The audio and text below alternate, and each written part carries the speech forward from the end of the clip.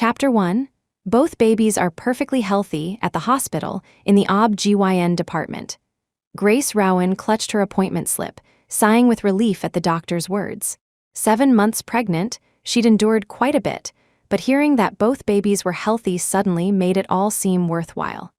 A little past 7 in the evening, the sound of a key turning in the lock came from the door. She quickly got to her feet. Honey, Ethan Shaw appeared at the doorway.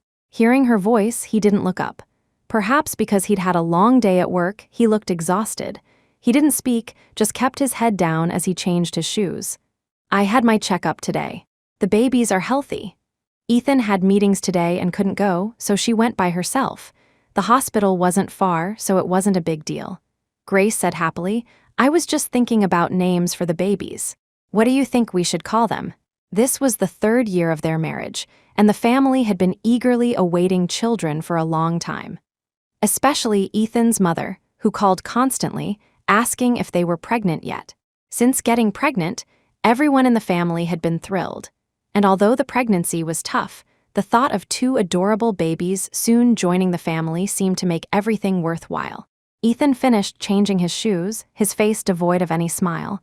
Get rid of the babies. What? Grace was still lost in happy anticipation. Hearing Ethan's words, she froze. Had she heard him right? He actually wanted her to terminate the pregnancy. Grace had married Ethan Shaw when she was 21. They had dated for 2 years. Ethan had always treated her well and had never touched her intimately. She was conservative and wasn't comfortable with premarital sex. She figured they'd cross that bridge after getting married. Only after the wedding did she discover Ethan was impotent. He couldn't father children. Fortunately, she didn't have a high sex drive and had always felt that as long as their emotional connection was strong, his physical limitation didn't matter much. After all, she loved him. But his family didn't know about this and kept pressuring them to have children quickly. Later, seeing friends who married around the same time having kids while they didn't, coupled with his mother's constant urging, he suggested artificial insemination and convinced Grace to go through with it. These past few months, Grace had endured a lot for the 2 babies growing inside her. She never expected that now. He would actually demand she terminate the pregnancy. Grace asked, why? Ethan said, I spoke to a friend at the hospital today. He said there's still a chance my condition can be treated. I want to try again. These babies, when they're born, won't be mine biologically. They have no blood relation to me. I don't want them anymore. Grace stared at him in disbelief. He made getting rid of the babies sound so easy. She spoke up. You were the one who wanted this initially. You said, so what if they aren't biologically yours? I'm carrying them, they'll be our children. Besides, they're already 7 months along, they'll be born soon. 7 months. She had suffered and sacrificed, had accepted the existence of these 2 babies, and had begun to look forward to a future with them. And now he just decides he doesn't want them? Ethan said irritably, once they're born, we'll have to raise them. Do you think raising 2 kids is easy? If I spend all my money on them, how will we afford to have our own children later? These 2 are enough for us besides. Children aren't trash you can just throw away. You were the one who decided to have them in the first place. So, are you going to get rid of them or not? Ethan looked at her impatiently. No, Grace said, I'm not as heartless as you. Don't you know how difficult this pregnancy has been for me? She had already bonded with them. She wouldn't terminate the pregnancy no matter what. Especially today at the hospital, seeing how well the babies were developing warmed her heart so much. Asking her to get rid of them now was too cruel. Ethan said, fine, if you want to give birth, do it yourself. I won't contribute anything. And if you insist on having them, once they're born, you raise them yourself. We'll get a divorce. What did you say? She never thought the word divorce would come out of his mouth. She had always believed Ethan treated her well, which was why she had accepted everything about him before, no matter what. But she never expected him now to actually. Ethan said, I'm not kidding. They're not my children. Why should I raise them? With that, he opened a door and shut himself inside the room. Grace stood alone in the living room, the air conditioning seeming to blow colder and colder. Later that evening, her mother-in-law, Elena Shaw, called. Grace. Mom, Grace replied, realizing only when she heard her mother-in-law's voice that tears had been streaming down her face. She couldn't remember the last time she'd cried. She quickly wiped away the tears, afraid her mother-in-law would notice something was wrong. Over the phone, Eleanor asked, "Ethan just told me you need to terminate the pregnancy." "Why?" "You should ask him." "I don't know. He asked me to persuade you to get rid of the babies or else get a divorce. He seemed to like the idea of children before. Did you do something to make him angry?" "I didn't do anything," Grace said. "He's the one who decided he doesn't want the children anymore." "How is that possible?" Eleanor paused, then asked sharply, "Is it because these babies aren't actually his?" She couldn't think of any other reason why her son would suddenly reject the children. Hearing her mother-in-law's words, Grace was momentarily speechless, unsure where to even begin. Technically, the babies weren't Ethan's biologically, but the decision to proceed with artificial insemination had been agreed upon back then. She never imagined that now, with the babies 7 months along, he would suddenly turn on her like this. Before Grace could respond, Eleanor took her silence as confirmation and started shouting into the phone. "So it's true, Grace, I never thought you were that kind of person. Our whole family treated you so well, and you could actually do something like this." Eleanor finished her tirade and hung up abruptly. When Grace woke up, she found herself in a hospital. Outside the door, there was a commotion. It was the voice of her mother-in-law, Eleanor Shaw, sounding exactly like she had on the phone before Grace fainted.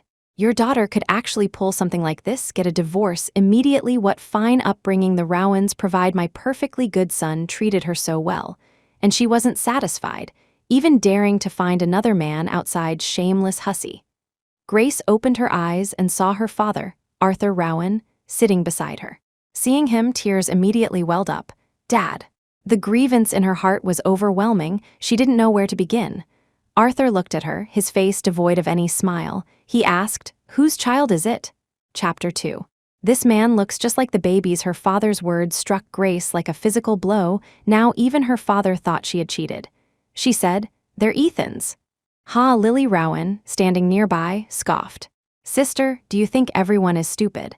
The Shaws wanted children so badly. If they were really Ethan's, would they force you to get rid of them? Just admit what you did. Dad always holds you up as an example for me. I really didn't expect you were this kind of person." Lily had never liked Grace, and now that this had happened, she certainly wasn't going to be polite. Arthur said, "Get rid of the babies. Go back and apologize to your mother-in-law. Maybe she'll still forgive you." "I did nothing wrong. You really are." Arthur looked at her, his eyes bloodshot with anger. "How could I have a daughter like you?" Not knowing what else to say, he simply left the hospital room, walking away. After they left, Ethan Shaw walked in. He stood by the door, looking at Grace, and said, "Get rid of the babies." Grace looked up at him. Just a few days ago, she had been thinking how lucky she was to have met such a good husband. Now, however, she only felt a chill down her spine. She looked at him numbly. "You deliberately ruined my reputation just to make me get rid of the babies," Ethan said. "I just wanted you to know I won't accept these children. And in the future, no one will acknowledge them as mine." "You're so cruel." Grace looked at him. "The babies are innocent. How could you do something like this?" "What's innocent about them? They haven't even been born yet. Women are just too soft-hearted. Let's get a divorce," Grace said. Ethan laughed. "So you're really going to have the babies, aren't you? Fine, you want a divorce, okay, but you're not getting the house." "Why not? We bought the house together. It should be half mine." "Why should the house I bought be lived in by 2 bastards?" Ethan Shaw, hearing him utter the word bastards, Grace felt sick to her stomach. She couldn't believe she had ended up with this kind of person. The man she had lived with for 3 years turned out to be this kind of man. 4 years later, early morning.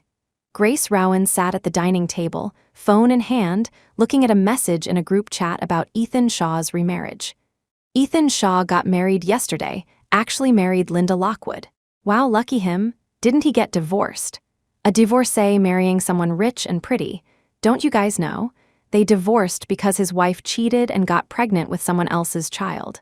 Grace read the messages in the chat, remembering the events of that year, and felt a chill run down her spine again. Even after all this time, the memory of Ethan's face back then still made her sick.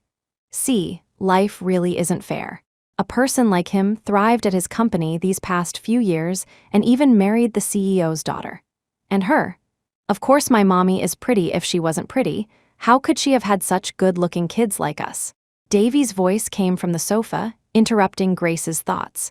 Grace glanced over and saw Davy was live streaming again with his tablet. "I want to show you guys, but my mommy won't let me. She'll get mad. Where do we live?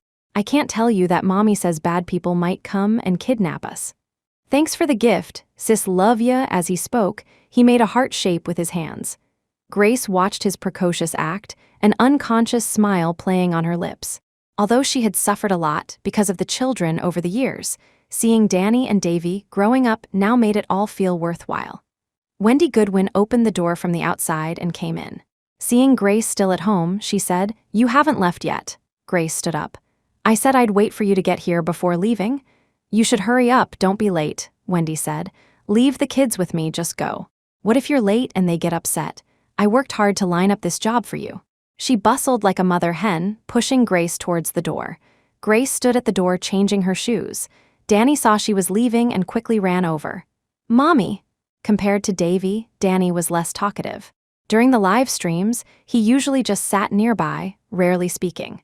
Despite this, quite a few people online loved his cool demeanor. Seeing Grace about to leave now, he wanted to go with her. Grace looked at Danny, ruffled his hair and comforted him. "Stay home with Auntie Wendy, okay? Mommy just needs to go out for a bit." "What, Auntie Wendy? Grace, you're making me sound old. Didn't you say calling you Auntie made you feel old?" Grace glanced at her and chuckled. It was Saturday, so Wendy didn't have work and came over to help with the kids. She truly felt blessed, as if from a past life, to have such a friend. Otherwise, back then, when everyone abandoned her, giving birth alone in the hospital, she really didn't know how she would have survived. The two often bickered playfully, but in reality, Grace considered her her very best friend. Coming out of the elevator, Grace stood downstairs. Thinking about the past few years, she let out a breath, stood by the roadside, and hailed a cab, heading directly to the Thornton residence. She entered through gate 2, where Martha Goodwin came to meet her. Martha looked at Grace and said, "You must be Wendy's friend?" Grace nodded. "Yes, hello, Mrs. Goodwin." Martha was Wendy's aunt and had worked for the Thorntons for a long time. She was the one who had recommended Grace for this job.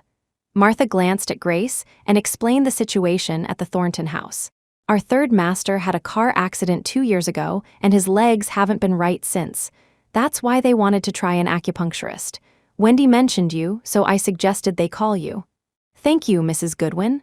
Don't mention it. Let's go up." Martha led Grace upstairs. The Thornton residence was huge, much larger than she had imagined. Following Martha, she first met Mr. Thornton's assistant, Oliver Owen, who checked her credentials before allowing her to enter. "Third master," Assistant Owen announced, "the acupuncturist you scheduled has arrived." Grace stood beside Assistant Owen and looked inside. She saw the third master Thornton sitting in a wheelchair by the window, a blanket draped over his legs.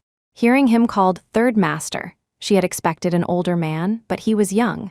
Still, seeing his face gave Grace a start. She subconsciously thought of her 2 babies at home. This man looked far too much like Danny and Davy. It was as if they were cast from the same mold. Chapter 3. Encountering the scumbag and his wife at the Thorntons, seeing her frozen at the door, third Master Thornton asked, "Your last name?" His voice was magnetic, yet held an air of authority that commanded respect without anger. Grace lowered her head, feeling it was impolite to stare. "My last name is Rowan. Here is my card." "Dr. Rowan, you may begin." Julian Thornton took her card without looking at it, speaking indifferently. Grace glanced at him and took out her equipment. Actually, Grace hadn't always been an acupuncturist. When she was pregnant with Danny and Davy, she had quit her job to stay home with the children. After giving birth, she learned from the grandfather of Wendy's friend. At first, she just assisted. Later, Mr. Cheng discovered she had a real talent and taught her everything about acupuncture. Mr. Cheng was considered an authority among acupuncturists, and many people trusted him. However, in recent years, his age had caught up with him, and he lacked the energy, rarely taking on new clients. This wasn't Grace's first time performing acupuncture, but today she felt unusually nervous, especially with Julian's assistant, Oliver Owen, watching her intently, as if afraid she might harm Julian. Fortunately, the acupuncture session finally ended. Grace let out a sigh of relief. As she packed her things, she said, "The optimal time for one acupuncture session is half an hour. I'll come back again this evening." When I inserted the needles just now, I noticed Mr. Thornton's muscles are very tight, likely due to unresolved damage from the car accident. After a week of consistent treatment, there should be some improvement. Improvement? It was Assistant Owen who spoke, standing nearby. He looked at Grace with disbelief, seemingly suspecting she was making empty promises. Are you saying there's a possibility Mr. Thornton's legs might recover? Grace asked in surprise. Didn't you call me here to help with Mr. Thornton's leg rehabilitation? Hearing her words, a glimmer of joy appeared on Assistant Owen's face. He glanced at his third master, hardly daring to believe it, then continued speaking to Grace. If Mr. Thornton's legs can truly recover, we will be deeply grateful to you. Honestly, they had called her over with a try-anything attitude, like treating a dead horse as if it were alive. They never expected this long shot might actually hit the mark. They just hoped this Dr. Rowan wasn't just saying things to make money. Grace came out of the room. Martha Goodwin met her at the door and led her downstairs. Have you had breakfast? You can eat something before you leave. No, thank you, Grace said. Wendy is waiting for me at home. I need to hurry back. I'll come again later. Isn't it troublesome running back and forth like this? It's all right. It's Saturday, so traffic isn't too bad. With 2 children at home, Grace felt anxious if she was away for too long. Martha said, all right then. Since this was her first time at the Thornton residence, she wasn't familiar with the layout. The driver had dropped her off at the back gate. Now, Martha led her out through the front entrance. As they walked into the courtyard, they saw a couple entering from outside. It was none other than her ex-husband, Ethan Shaw, and his new wife, Linda Lockwood. Linda clung to Ethan's arm while Ethan carried her handbag. Having just married, they looked very much in love. Although she had long lost all faith in this man, seeing this scene still felt incredibly ironic to Grace. Her only regret now was not getting her share of the house when they divorced. At that time, she had just given birth to the twins, her body was weak, and she had no energy to fight him. He had always kept the documents related to the artificial insemination, and after they fell out, he hid them all. Even if she told her family, they wouldn't believe her, thinking it was just her excuse after cheating. After the divorce, he constantly spread rumors about her, saying they divorced because she cheated. And unbelievably, her friends believed him. Many of them blocked her contact. Ethan got married yesterday. Today, he was accompanying his wife back to visit her grandparents. He hadn't expected to run into Grace here. Seeing Grace, his face immediately darkened. That woman. What was she doing here? Could it be that she found out he married Linda and wanted revenge? Linda's family was well off. If Grace dared to ruin his marriage, he would definitely not let her off the hook. Martha saw the newcomers and greeted them warmly. Miss Lockwood, son-in-law. Linda said, hello, Mrs. Goodwin. She looked every bit the pampered young lady. Her gaze fell on Grace, noticing Grace's eyes fixed on Ethan. Ethan was handsome, and many women at the company liked him for his looks and capabilities. However, seeing Grace stare at Ethan didn't bother Linda. Many women coveted her husband, but her husband only loved her. As for this woman in front of her, Ethan definitely wouldn't be interested. Linda was very confident in herself. She looked at Grace and asked Martha, is this a new housekeeper? Martha introduced her. This is Dr. Rowan. She came for an interview today to perform acupuncture for the third master. Oh, I see, Linda didn't quite understand, but since her third uncle wasn't well, many people came to the house, and she didn't know all of them. Acupuncturist? Ethan looked at Grace in surprise. When did she become an acupuncturist? Linda heard his surprised tone, looked at him, and asked, what's wrong, honey? Ethan's eyes darkened. He said to Martha, are you sure she's reliable? Don't just bring anyone into the house. If she messes up third uncle's health, she can't afford to compensate. He got married yesterday, and she shows up here for an interview today. Grace had been trying to contact him for years about getting the house back, causing no end of trouble. Others might not know, but Ethan didn't believe for a second she was really here for acupuncture. She was most likely here because of him, trying to cause trouble again. Consequently, his tone was quite sharp. Linda had always thought he was a gentle and refined person, usually polite even to the household staff. Seeing him target Grace like this surprised her too. Honey, it's not easy for people to make a living. Why are you talking about her like that? Linda, you're just too kind. There are so many scammers nowadays. Does she even look like an acupuncturist? He knew Grace. He never knew she could perform acupuncture. Who was she trying to fool? Grace looked at Ethan. From the moment this man appeared, he had been targeting her, acting as if she owed him millions. If she didn't clearly remember everything that had happened over the years, she might almost believe she really did owe him something. She let out a laugh, tinged with sarcasm. Ethan looked at her. "What are you laughing at? Think I'm wrong?" "No, Mr. Shaw isn't wrong.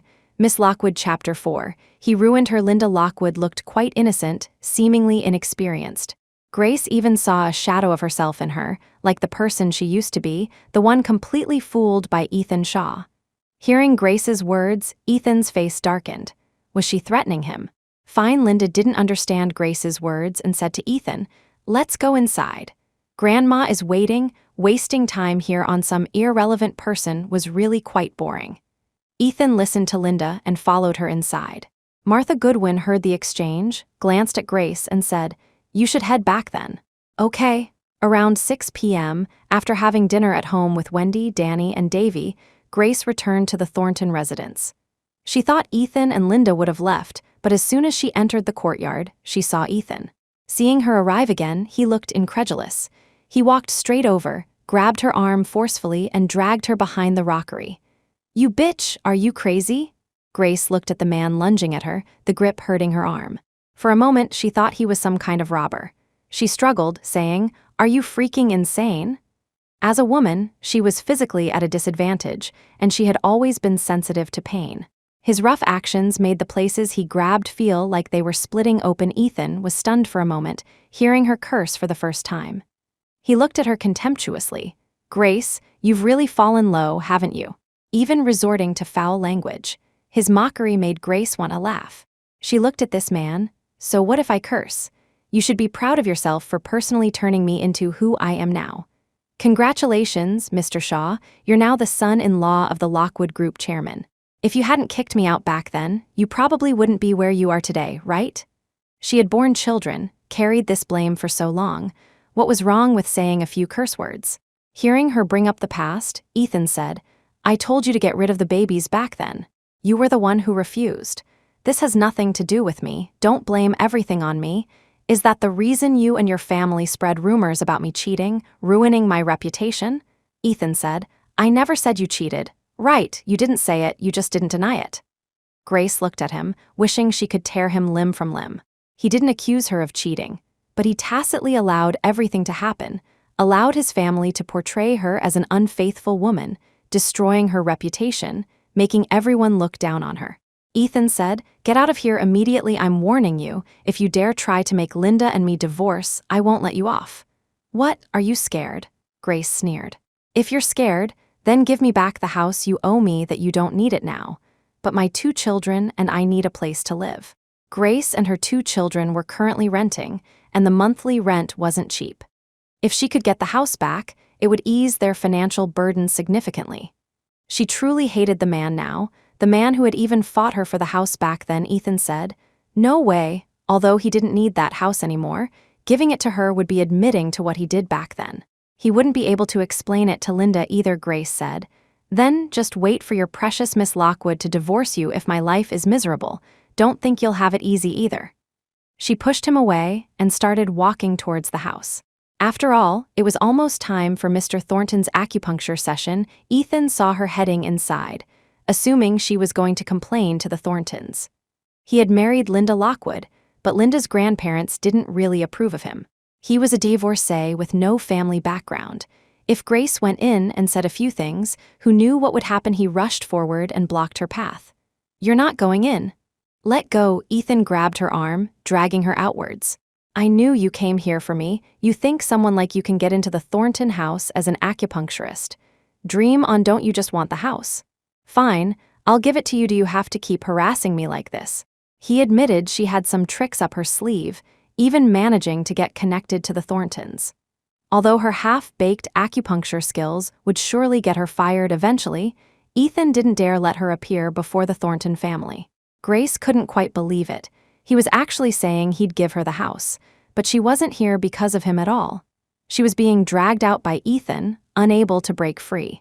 Just as she was getting anxious, she heard a cool voice nearby, "Dr. Rowan." Grace stopped, and Ethan suddenly released her arm. This was the Thornton residence. He didn't want anyone seeing him struggling with Grace.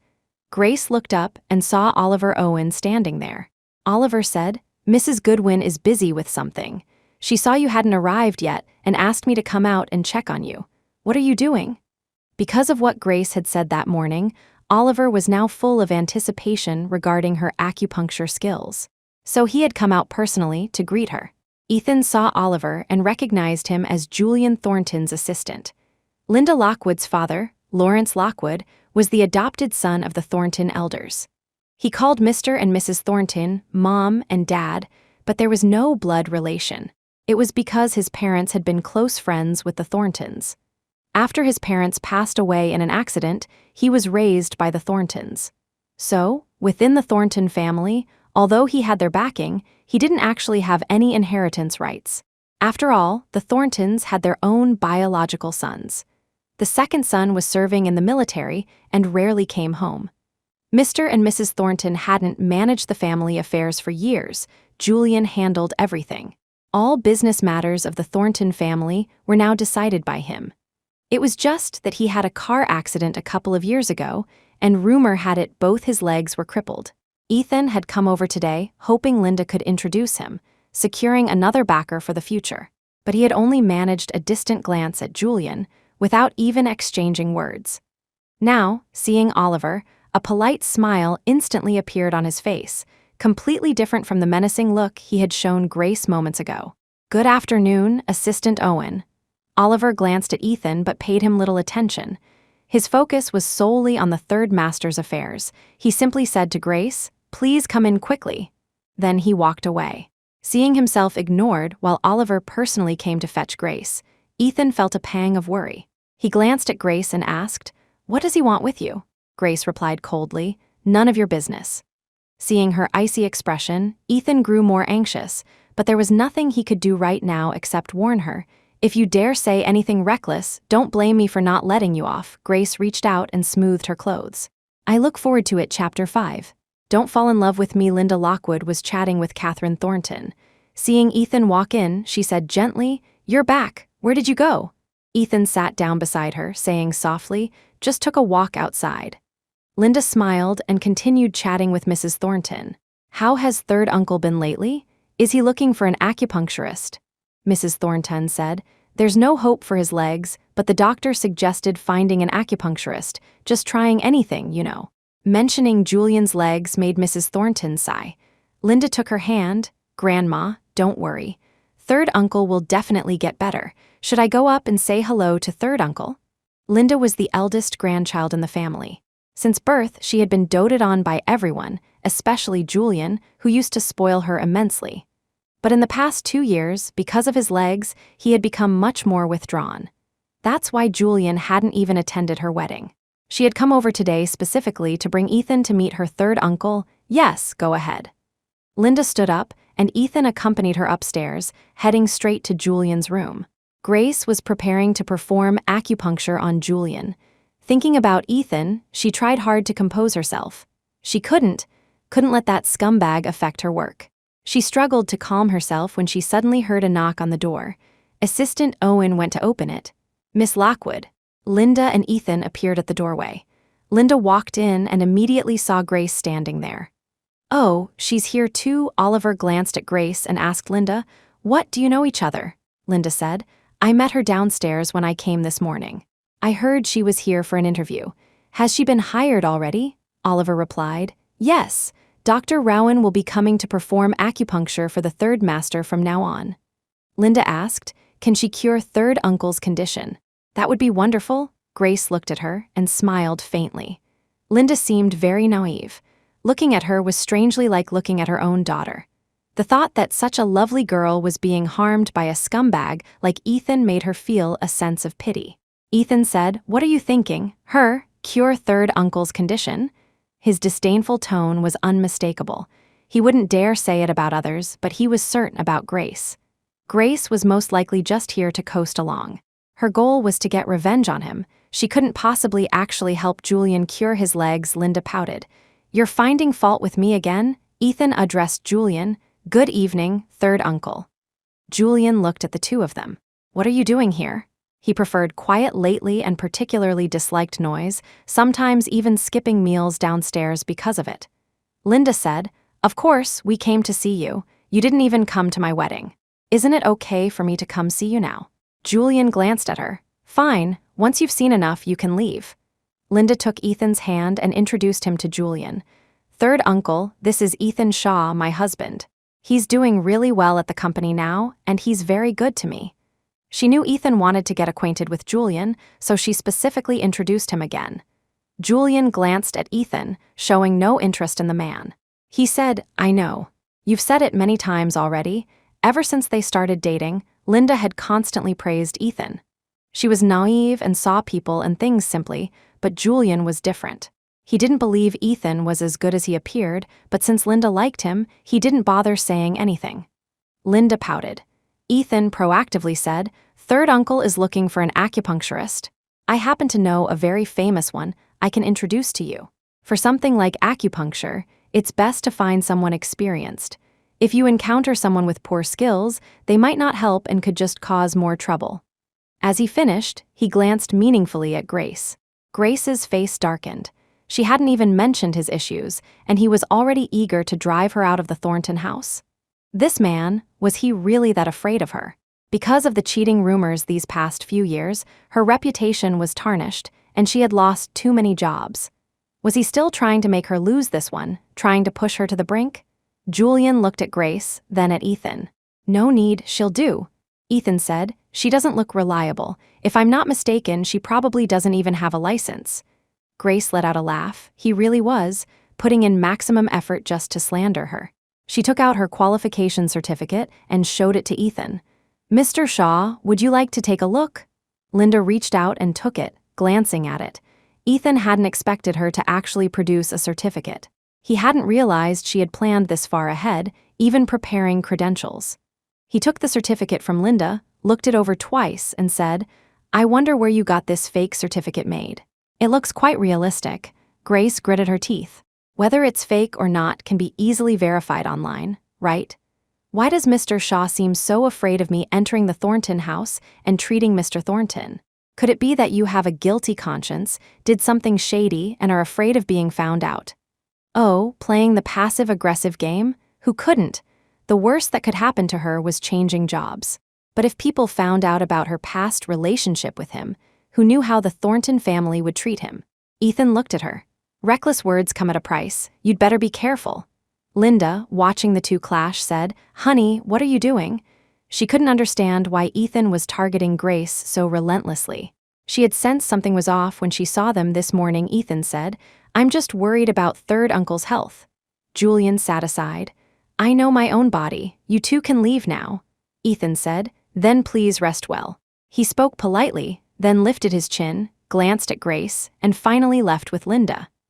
After he left and Oliver closed the room door, Grace came back to her senses, realizing her fingers had dug into her palms. "Can we begin now, Dr. Rowan?" Julian noticed her standing aside, lost in thought, and prompted her. Grace snapped back, looked at him, and said, "One moment." She took out the needles, sterilized them, her eyes occasionally drifting towards Julian. Perhaps it was because he looked so similar to Danny and Davy, or perhaps because he hadn't been swayed by Ethan's words just now. She actually found him somewhat agreeable. Ethan now Chapter 6. Both legs can't stand. Grace quickly snapped back to reality and denied. "No, not at all." Julian looked at her hesitant manner. "If their appearance just now affected your state of mind, I suggest you step outside to calm down. Avoid impacting the upcoming treatment." He didn't want his legs, which weren't yet ruined, to be ruined by her needling. Hearing his words, Grace said, "Rest assured, it won't happen. But thank you just now, Mr. Thornton." "Thank me?" Grace said. "Thank you for not kicking me out just because of what others said." Julian didn't miss the gratitude in the woman's eyes. He coolly averted his gaze and said aloofly, "I just hate trouble. Finding someone else would be too troublesome. As for you, if you turn out to be completely useless, I'll replace you too. Don't worry and don't fall in love with me. Because of this, I have very high standards. You're not my type." Hearing his presumptuous words, Grace's mouth twitched. Fall in love with him? How did he arrive at that conclusion? Besides, that last sentence, did it have to be so harsh? To prevent him from overthinking, Grace clarified, "Please rest assured, Mr. Thornton. I'm here to treat you solely for your money, nothing else." Julian said, "That's good." Given his status and position, far too many women wanted to marry him. Grace looked at the man's cold and aloof demeanor, momentarily unsure what to say. Oliver had already seen them out and returned. Seeing they hadn't started yet, he asked, "Are we ready to begin?" Grace had completed her preparations. "Yes, we can start." Julian's legs hadn't had feeling for a long time. However, as Grace inserted the needles, he noticed a faint aching sensation. Grace asked, "Do you feel a little bit of pain?" Julian was still in shock. Hearing her words, he grunted in affirmation. Grace said, "That's good. It proves my prediction was correct. The nerves in your legs aren't completely dead. I will come every day for the next week. I hope Mr. Thornton will bear with me." Julian looked at Grace. Her presence seemed to offer him a glimmer of hope. His mood improved considerably. Seeing Grace preparing to leave, he said, "Oliver, see Dr. Rowan out." Oliver nodded. He followed Grace downstairs and personally drove her home. It wasn't easy to hail a cab in this area, so Grace didn't refuse. Once in the car, Grace gave Oliver the address downstairs from her apartment. Oliver drove her home. Arriving downstairs, "Dr. Rowan, we're here," Grace said. "Thank you, Assistant Owen." She opened the car door and got out. Oliver glanced at her, about to leave, when he suddenly noticed someone standing at the entrance of the residential complex. It was Ethan Shaw. Why would Ethan Shaw come looking for Grace here in the middle of the night? Did these two know each other? Remembering how Ethan had targeted Grace in front of the third master today, it seemed to click into place. Apparently, these two had some sort of grudge. Grace also saw Ethan. Her face fell. She said sarcastically, "Isn't this CEO Shaw, who's been avoiding me like the plague? What brings you here?" Ethan's expression turned ugly. The thought that he would have to see this woman constantly at the Thornton residence made him extremely uncomfortable. He looked at Grace and asked, "When did you become an acupuncturist? How come I never knew? Do I need to report to you?" Grace shot him a cold glance, recalling his words at the Thorntons. "Besides, didn't you say so yourself? My certificate is fake, I'm a fraud." Ethan looked at her. The fact that Julian had actually let her stay seemed somewhat ridiculous. He sneered. "Acupuncturist? Someone like you? What kind of acupuncturist can't the Thorntons find? They need you. I bet you just used your looks to get close to Julian, right? That Julian is just a cripple, can't even stand on his own legs. You'd even throw yourself at a man like that. Seems you've really hit rock bottom." He didn't know why, but the thought of her going to another man's side to give him acupuncture, possibly even having to see another man's body, made him extremely uncomfortable. Perhaps all men were like this. Even after divorce, they still wanted their former women to remain loyal to them. Grace let out a laugh. "He's a cripple. Mr. Thornton just can't stand on his two legs. That's better than you, unable to get your third leg up, right? Ethan Shaw, what kind of creature are you to be pointing fingers at others here?" She must have been crazy back then to tolerate even something like that. When she found out about his impotence, she just felt sorry for him, never thinking about anything else. But what happened in the end?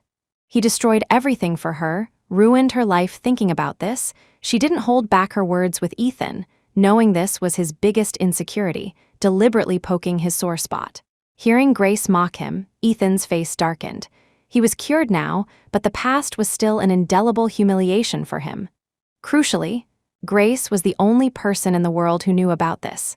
In her presence, he always felt somewhat ashamed. He said, "I'm cured now." "Really?" Grace looked at him doubtfully. Her skeptical gaze made Ethan uncomfortable. He retorted, "Why are you looking at me like that? Let me tell you, I couldn't get it up back then because of you. You have absolutely no charm as a woman. I'm perfectly fine with Linda now. It was always your problem. I bet that Julian Thornton only took an interest in you because he's crippled and can't find another woman. I came here just to tell you. You can stay at the Thorntons, fine, but keep your mouth shut if you ruin things for me. Neither of us will have a good time." Grace smiled faintly. "What, are you afraid they'll find out I'm your ex-wife?" Ethan said. "I'm not afraid. I just don't want to be associated with a woman like you, understand?" "A woman like me?" Grace sneered, looking at him. "How did you kneel before my father, begging for my hand back then? How did you kneel before me, begging me to marry you? For you, I carried babies for 7 months, got fat, got ugly. Tell me, what kind of woman am I? Ethan Shaw, don't tell me you think latching onto Linda Lockwood these past 2 years and doing well at the company makes you upper class. You're nothing but a good-for-nothing who climbed up by relying on a woman. As your ex-wife, I should be the one feeling ashamed, understand. What did you say? Ethan's expression instantly turned savage. He raised his hand and grabbed her neck, clearly stung to the core by Grace's words. He truly hated her, wished she would disappear from the face of the earth, because this woman knew all his secrets, all his disgraceful past. Chapter 7. Forcing her into a substitute marriage. Grace didn't struggle as he choked her. She said, "Whether I say it or not, this is who you are. What? You want to strangle me? Then go ahead. Even as a ghost, I won't let you off in this lifetime." She looked at him, her eyes reddening involuntarily. No one knew how she had survived these past few years. If it weren't for the 2 babies, if it weren't for Wendy, she thought, she would already be dead. Ethan saw her reddened eyes and faltered slightly. He released her, took out a handkerchief, and wiped his hands as if disgusted by her touch. He put on an air of nobility, as if he were already a superior being, different from her. "As long as you don't mention my past at the Thorntons, we can both live peacefully. If you do, we'll go down together." With that, he got back into his car and drove off. Under the night sky, a breeze blew past. Grace felt chills rack her body. It was summer ever since giving birth. She had become increasingly sensitive to the cold. She rubbed her arms and walked into the residential complex. Taking out her phone, she glanced at it and saw a new message from her stepmother, Vivian Rowan. "Grace, your father is sick and in the hospital. Come and see him." Since her divorce from Ethan and the birth of her 2 children, Grace hadn't returned home. Her father didn't want to see her and completely ignored her, but hearing he was sick still worried her. Grace's mother had passed away early, her father had raised her. Seeing the message now, Grace quickly replied, asking, "How is he?" "He's at First Hospital. Come and see him?" Vivian was actually Lily Rowan's mother. She had married Grace's father later, bringing Lily with her. Grace usually called her Auntie Vivian. Grace replied, "Okay, I'll come tomorrow." She just didn't know if her father would acknowledge her. Her father still believed the children were the result of her affair, not Ethan's. He felt ashamed of her and refused to forgive her. Returning home, Grace opened the door to see both babies standing right there, lined up. One handed her slippers, the other poured her water, being incredibly attentive. Grace looked at these 2 little ones. That's enough. Mommy can manage." "No," Danny said. "Mommy worked hard. Danny can take care of you." Davy took a sip of the water before handing it to Grace. "It's not hot at all." Wendy, lying on the sofa playing King of Glory, looked at Grace enviously. "These 2 sons of yours are really good to you, so capable at such a young age. I can't imagine how pampered you'll be in the future." Looking at her 2 babies, Grace's mood lifted considerably. Although she had experienced many unhappy things in the past, it seemed like fate was now repaying her doubly through her children. However, looking at the little ones' faces, somehow, the image of Julian Thornton she had met today appeared in her mind. The next morning, Grace left home early. Before going to give Julian acupuncture, she first went to the hospital. As she reached the ward door, she heard a mechanical and stern male voice from inside. "The deadline has passed. Where is Lily Rowan?" Her stepmother Vivian's voice trembled slightly. She said, "Assistant Owen, I don't know where our Lily is right now. My husband is sick now. Could you possibly give us a few more days?" Oliver Owen looked coldly at the woman. This constant stalling clearly indicated she had no intention of handing over her daughter. "How long do you plan to drag this out? All I need is Lily Rowan's address. You've hidden her quite well. If you don't hand her over, the Rowan family can just wait for bankruptcy." Vivian said, "Don't you just want Lily to come back and marry Julian Thornton? Actually, our Rowan family has another daughter. She's very beautiful and well-educated too. She'll be here shortly, you can see for yourself then. If it's possible, how about letting her marry him instead of Lily?" Julian's legs were crippled now, and she still wanted Lily to marry him. Not a chance. Grace stood at the door, frowning as she heard her stepmother's words. She had come to see her father. Why did it sound like her stepmother wanted her to marry in Lily's place? Grace had some recollection of Lily's fiancé. This engagement had originally been arranged by their grandfathers, a childhood betrothal. Later, Grace got together with Ethan, so the engagement partner switched to Lily. After Grace divorced Ethan, Lily had even boasted about marrying into a wealthy family, looking very smug. Not long after, something seemed to happen to the fiancé, and Lily ran off. And now her stepmother actually wanted her to marry him. What did she take her for? No wonder her father was sick, and this woman kindly called to inform her. So this was the reason. Hearing Vivian's words, Oliver sneered, "Doesn't Mr. Rowan have another daughter who's already married? What, you want a divorced woman to marry our third master? Even if our third master's legs are crippled, he wouldn't stoop to marrying a divorcee." The only reason they wanted Lily back was purely out of anger at that despicable woman. Oliver said, "Since you can't find her, just wait for bankruptcy." He finished speaking and walked out of the ward, followed by 2 men in black suits. The formation looked rather intimidating. Vivian followed behind him, trying to stop him. "Assistant Owen, let's discuss this further." As the group walked out, Oliver happened to see Grace at the door and was somewhat surprised. "Dr. Rowan." Vivian saw Grace as if seeing a savior. "Grace, you're here." Grace glanced at her stepmother, saying sarcastically, "Since when have you missed me so much, Auntie Vivian?" Seeing Grace's lack of deference, Vivian's face stiffened slightly. Oliver looked at Grace with surprise. "You are Mr. Rowan's daughter?" Grace didn't deny it. "Yes, the very divorcee you were just talking about." Whether she was divorced or not was none of anyone else's business. She didn't appreciate people gossiping behind her back. Hearing Grace's words, Oliver's expression became slightly awkward. "Apologies, I didn't realize it was you." How could he have known that Grace was Arthur Rowan's daughter? "It's fine, we're not exactly close anyway," Grace said, walking into the ward. Vivian's voice came from behind. "Grace, how could you speak to Assistant Owen like that? So impolite." Grace ignored them and entered the room to see her father. Vivian stood aside. Seeing Grace speak like that, she feared Oliver would get angry and tried to curry favor. "Assistant Owen, please don't mind her. She's not usually like this. Our Grace has always been exceptionally outstanding since childhood, much better than Lily." Grace had just sat down in the ward. Hearing Vivian's words, she found it rather amusing. To get Oliver to agree, Vivian actually started praising Chapter 8. Negotiating with Julian Thornton. If marriage were truly the goal, Julian Thornton wouldn't lack options. This wasn't about marriage at all, it was about that woman, Lily Rowan, daring to run off just because the third master was injured. They would absolutely not let her get away with it. Since they couldn't find her, the Rowan family would have to pay the price. In the hospital bed, Arthur Rowan woke up. Seeing Grace sitting beside him, his face darkened. He asked, "Why are you here?"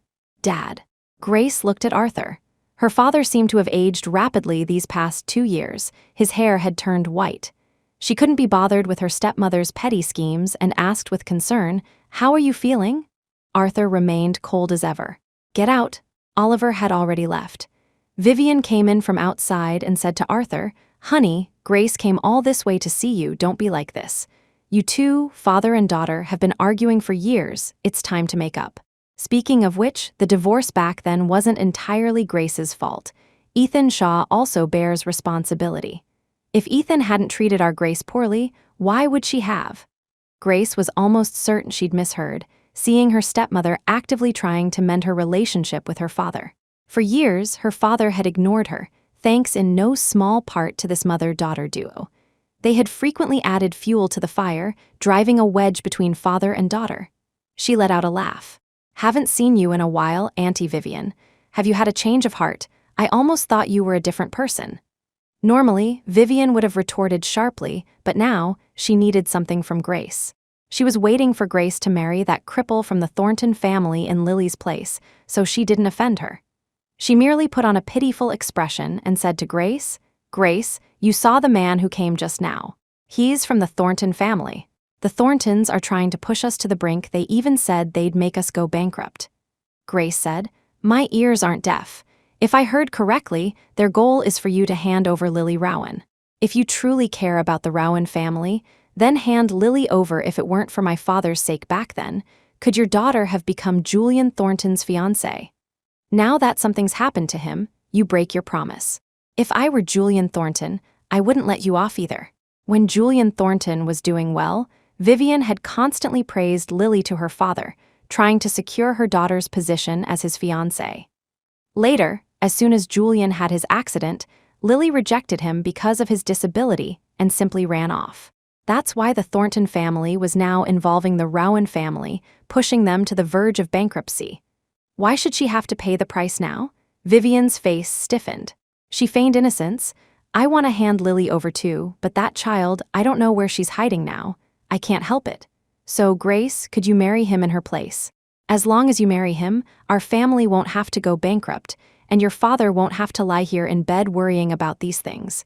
You don't know, he fell ill precisely because of this matter.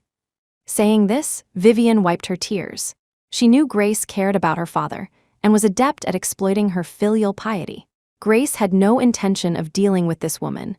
She just glanced at the white hair on her father's head, a pang of sadness hitting her. She said to him, "Dad, I will handle this matter. Don't worry." Hearing her words, Arthur said, "The Thorntons want you to marry Julian Thornton." "Are you willing?" Grace said. "If I really have to marry him, it's not impossible. I've met him. He seems like a decent person, just a bit narcissistic, but his legs are crippled. If you marry him, you might have to take care of him for the rest of your life." Although he had issues with Grace, the thought of her marrying someone paralyzed from the waist down made him reluctant. She was, after all, his biological daughter. If she hadn't done what she did back then, he wouldn't be ignoring her now. Vivian, seeing a chance, quickly chimed in, "The Thornton circumstances are so good for Grace. A divorcee, marrying into that family is already very fortunate." She had no right to be picky now Grace looked at her. "How about you marry him, Auntie Vivian?" Hearing this, Vivian nearly pointed her finger at Grace's nose and cursed, "Grace, look what you're saying. Are you hoping I divorce your father? Glad you understand." "Arthur, look at her." Vivian pointed at Grace, feeling like she was about to explode with anger. But in front of her husband, she didn't want to appear too shrewish, so she put on a pitiful act, wiping her tears. "I really owe your Rowan family. I worry myself sick over family matters, and still, she treats me like the bad guy." Grace couldn't be bothered with her. She stood up and said to her father, "Dad, I'm leaving now. I'll come back to see you later." With that, she walked out of the ward. Outside the hospital, she was about to hail a cab when she saw Oliver Owen waiting for her. Since she needed to go treat Julian Thornton anyway, she went with him. In the car, Oliver sat in the passenger seat, messaging on his phone. Grace looked at him and asked, "Assistant Owen." Oliver acknowledged her and looked up. "Dr. Rowan, please speak. If Lily Rowan is found, will you let the Rowan family off?" She hadn't considered marrying Julian Thornton, and besides, he didn't seem interested in her.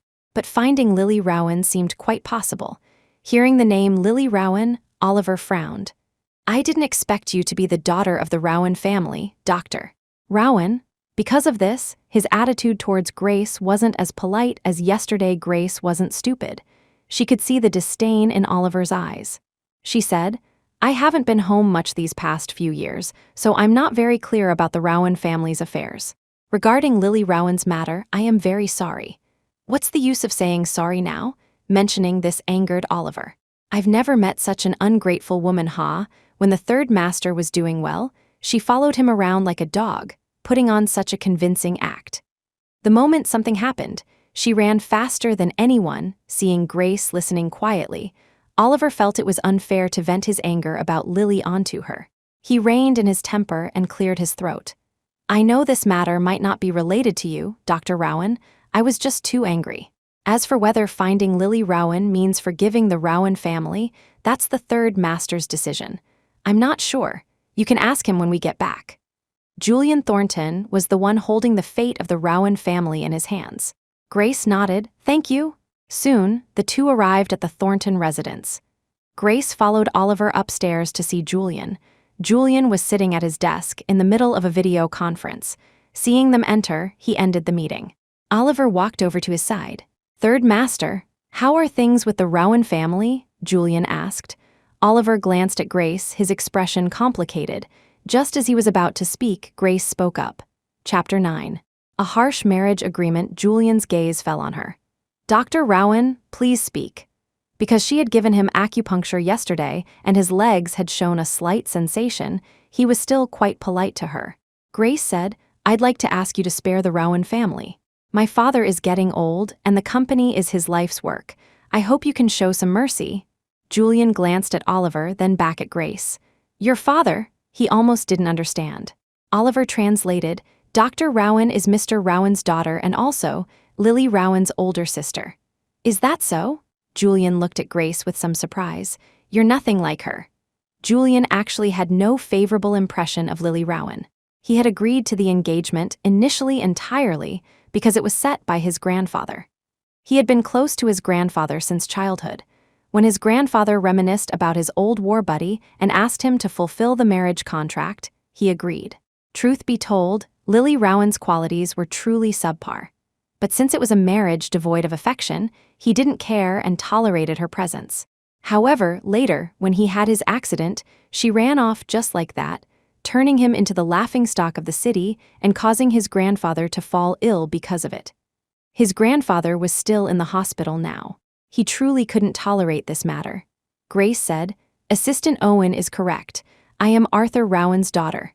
My father is in the hospital now. He really can't take another blow, so I hope Mr. Thornton can spare the Rowan family." Hearing her words, Julian smirked. Although he was polite to Grace, this request crossed his line. "Why should I listen to you? I will do my utmost to help you with acupuncture. I will waive all my fees for this period. Of course, if you really want to find Lily Rowan, I will also find a way to locate her and hand her over to you." Hearing Grace's words, Julian's face hardened. "Your family won't hand Lily Rowan over. If they were going to, they wouldn't have waited until now." It was precisely because they refused to hand her over that he was angry. Thinking about how he had honored his promise back then, allowing Lily Rowan to be his fiancée, but what about them? Did they show him even a shred of respect? Grace explained, "Lily Rowan isn't actually a daughter of the Rowan family. She just came along when her mother remarried into the family. What she did has nothing to do with our Rowan family." "Oh," Julian said, "when the engagement was made, you said she was your family's daughter. Now that something's happened, you disown her. Do I look like a fool?" Grace looked at him. "So, your meaning is you're unwilling to spare the Rowan family no matter what? Even if I help you with acupuncture, treat your legs, it still won't work." "Correct," Julian said. "Unfortunately, I hold grudges. You can't pay for what Lily Rowan did. I don't believe that if you were in my shoes, you could understand someone abandoning their partner when they're in trouble. If even the person you're supposed to marry is so unreliable, then tell me, who in this world can be relied upon?" Hearing his words, Grace was somewhat surprised. She didn't expect Julian Thornton could say such things. She lifted the corners of her mouth slightly. Julian looked at her. "What are you smiling about?" "I'm just smiling at how naive Mr. Thornton is. You weren't even married to Miss Rowan, yet you expected her to be reliable. In this world, even married partners can be unreliable, let alone just a fiancé." Speaking of this, she thought of Ethan Shaw. Dated for 3 years, married for 3 years, only then did she see his true colors. Ending up in her current situation and predicament. And Julian Thornton, this man who held sway over Sea City, was actually more naive than she was. As she spoke, tears welled up in her eyes. The past was like a thorn embedded in her marrow, impossible to remove. She had once trusted that person so much, yet he had hurt her so badly that she no longer dared to trust anyone. Julian looked at her. For some reason, her gaze caused him a pang of pain. Grace spoke again, continuing, "Since Mr. Thornton won't agree to spare the Rowan family, then I'm sorry, I cannot perform acupuncture for you today." Julian looked at her, not expecting her to actually use this to threaten him. "Doctor," Rowan seems to have forgotten her place. "You couldn't possibly think you're the only acupuncturist in the world, could you? What you can do, others can do too." "Then please find someone else, Mr. Thornton. I cannot accept someone who causes my family to go bankrupt and my father to lie sick in bed." After saying this, she nodded and turned to leave. Reaching the door, she grasped the handle, about to open it, when she heard Julian speak. "Wait," Grace turned back and looked at Julian. Julian said, "I can spare the Rowan family." He actually wasn't sure if finding another acupuncturist would really be useful, but at least, she was useful if she could truly enable him to stand again. Sparing the Rowan family seemed like a small price to pay. Grace walked back. "I'm very happy to continue giving you acupuncture. Rest assured, I will do my best to help you recover your health." He agreed, and her mood lightened, even her tone became more relaxed. Julian watched her silently.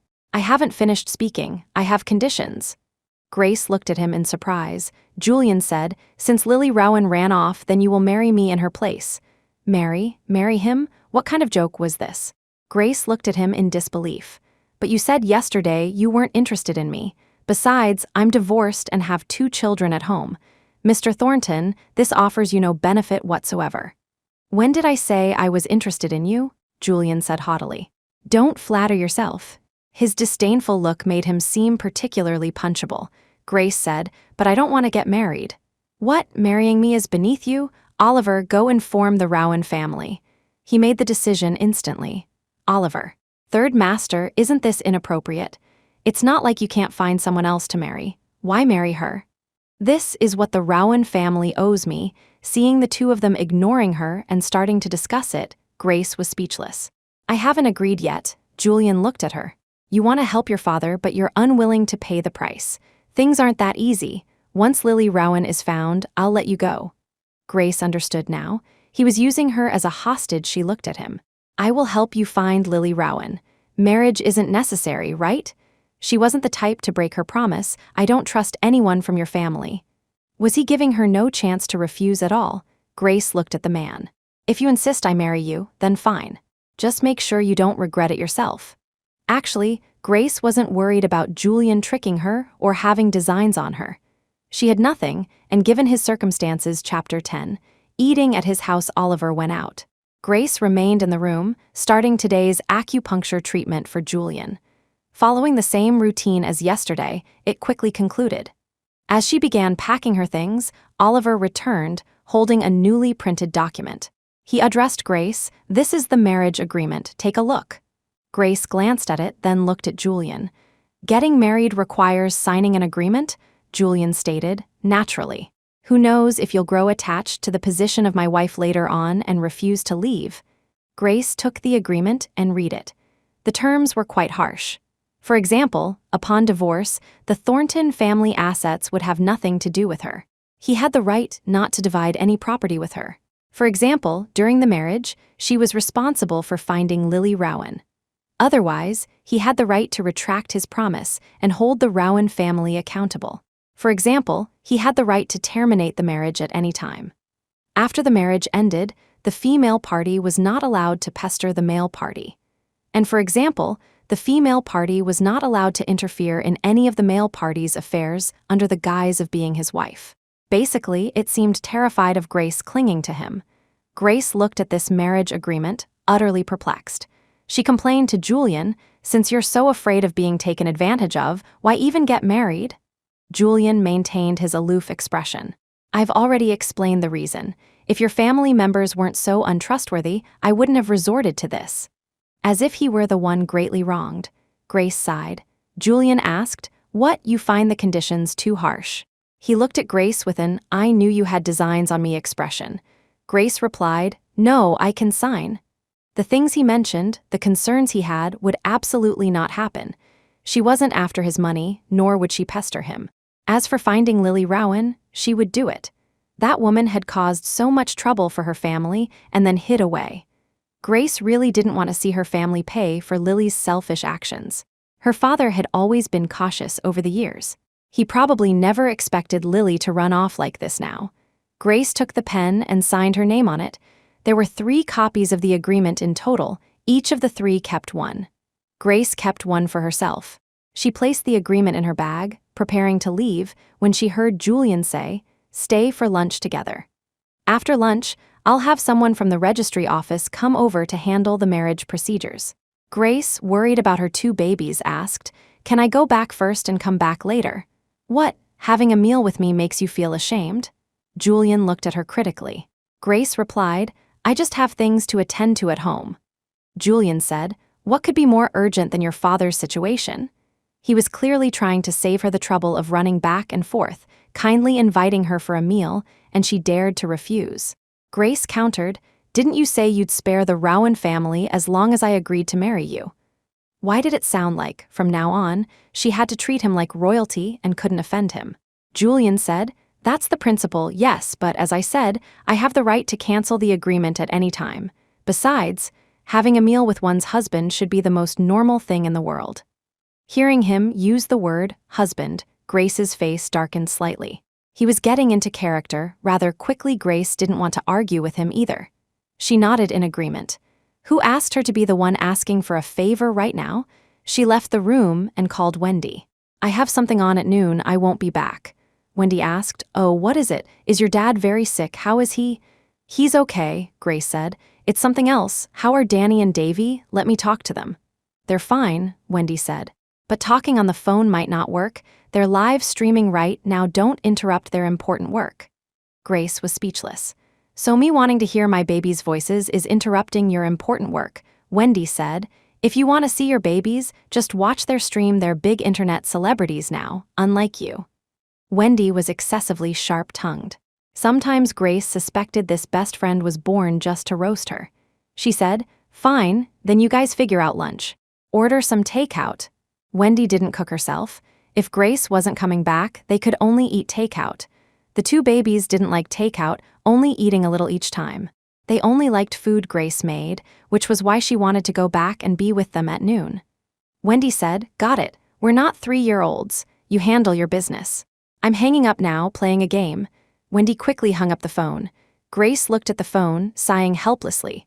She was worried they wouldn't have lunch if she didn't go back, but now it seemed like she was the superfluous one. After finishing the call, Grace went to the living room and saw Mrs. Thornton sitting on the sofa, watching a live stream on her phone, smiling so broadly her mouth couldn't close. Madam, Grace greeted proactively, if she married Julian, this woman would be her mother-in-law. Grace remembered when she married Ethan. In the first 2 years, they couldn't conceive. Although it was Ethan's issue, her mother-in-law always thought it was her fault, finding fault with her constantly. Seeing Mrs. Thornton now, she felt somewhat apprehensive. Historically, there weren't many mothers-in-law who weren't critical of their daughters-in-law. Although her marriage to Julian was temporary, she wondered how Mrs. Thornton would react if she found out. Hearing Grace's voice, Mrs. Thornton looked up at her and smiled. Dr. Rowan, please sit. Grace sat down on the sofa. Mrs. Thornton said, I heard from Oliver that the treatment has been very responsive these past 2 days. If you can cure our Julian, we would be immensely grateful. Grace felt embarrassed. Madam, you're too kind. It's my honor to contribute to Mr. Thornton's recovery.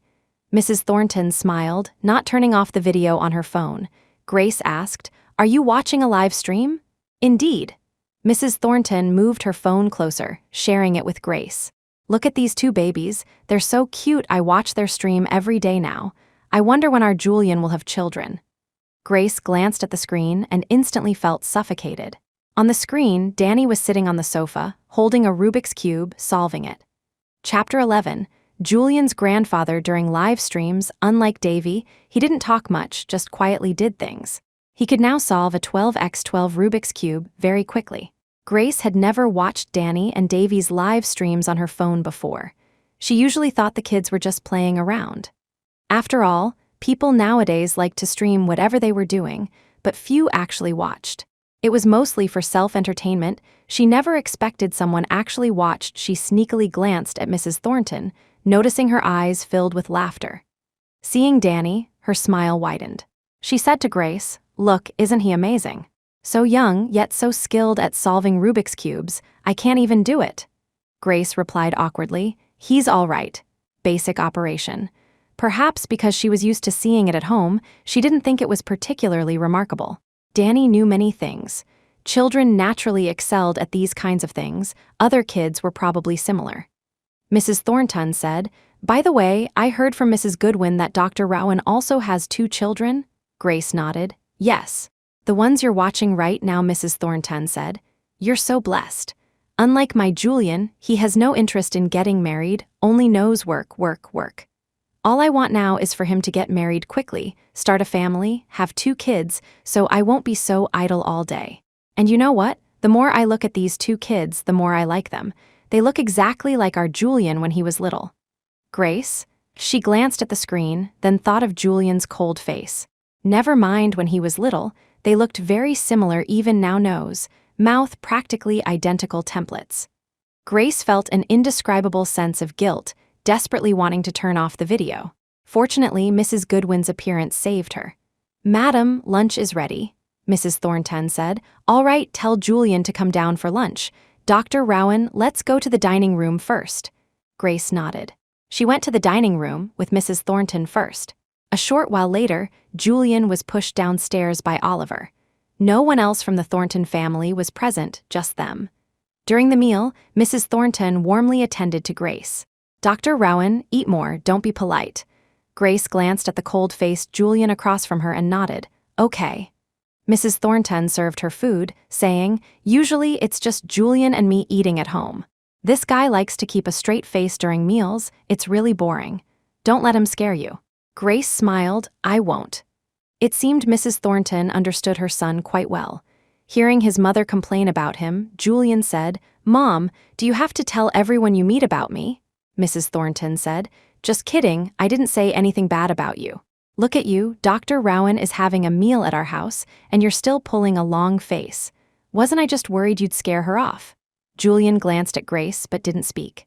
Mrs. Thornton said, "By the way, Grandpa called just now." Hearing Grandpa, Julian's expression softened slightly. "How is he?" "He asked about your marriage. Speaking of which, if it weren't for the car accident, you should have been married with children by now. Right, didn't Oliver go to the Rowans today? Still no news of Lily Rowan?" Julian said, "No." Mrs. Thornton said, "Actually, that woman isn't all that great either. Let her run off if she wants. I've asked someone to arrange a few blind dates for you. Why don't you take a look? If you find someone suitable, let's get married." As for Lily Rowan, although she was previously engaged to Julian, after running off like this, there would be no place for her in the Thornton family anymore. She used to be very good at sweet talking, and Mrs. Thornton had quite liked her, often urging Julian to marry her. Now, she felt somewhat relieved they hadn't brought that woman into the family. Julian said, "No need." Mrs. Thornton said, "Julian." Julian knew what his mother wanted to say and interrupted her. "I've already decided on the marriage. I'll have someone come home this afternoon to handle the marriage procedures." "Huh?" Mrs. Thornton was about to persuade her son further when she heard this, slightly stunned. "Marriage procedures? With whom?"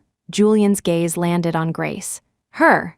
Mrs. Thornton was dumbfounded. She looked at Grace, her eyes filled only with shock. Sensing Mrs. Thornton's gaze, Grace also felt awkward. If roles were reversed, she wouldn't accept her son marrying a woman he just met, who was divorced and had 2 children fortunately. Her marriage with Julian was only temporary. Grace opened her mouth. "Madam?" Julian's explanation was vague. Grace wanted to clarify things to prevent Mrs. Thornton from thinking she and Julian were really getting together. Before she could speak, however, she heard Mrs. Thornton sigh and say, "All right then. I have no demands for you anymore. As long as it's a woman, it's fine.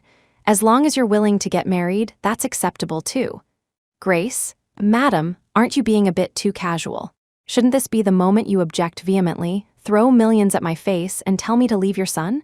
What's with just agreeing like this?" Grace said, "Madam, actually Julian interjected, "Actually, she is Arthur Rowan's daughter."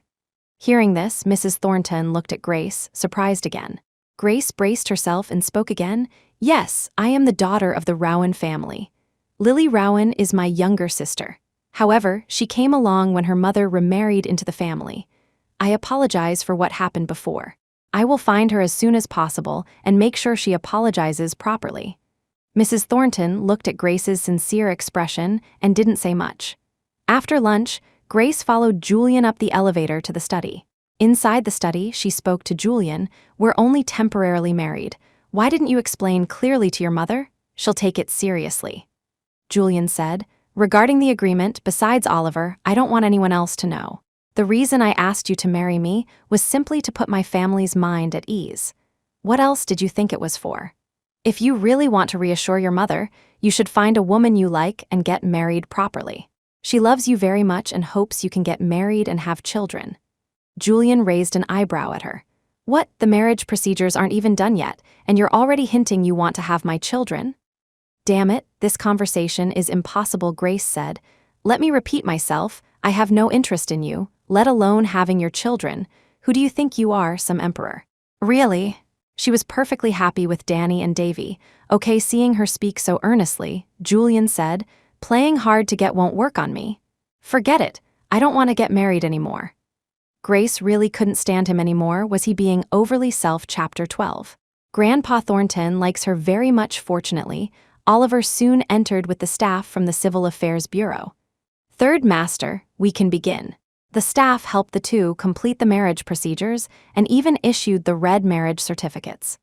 Grace looked at the photo on it, never imagining she too would one day treat marriage so trivially. After the marriage procedures were completed, she looked at Julian and asked, "Can I go back now?" "I'm going to the hospital to see Grandpa. You'll accompany me," Julian stated. Hearing his words, Grace recalled Julian discussing his grandfather with his mother earlier. Julian's grandfather seemed to have fallen ill because of the Rowan incident. The Thornton family's status, looking across the entire Sea City, was second to none.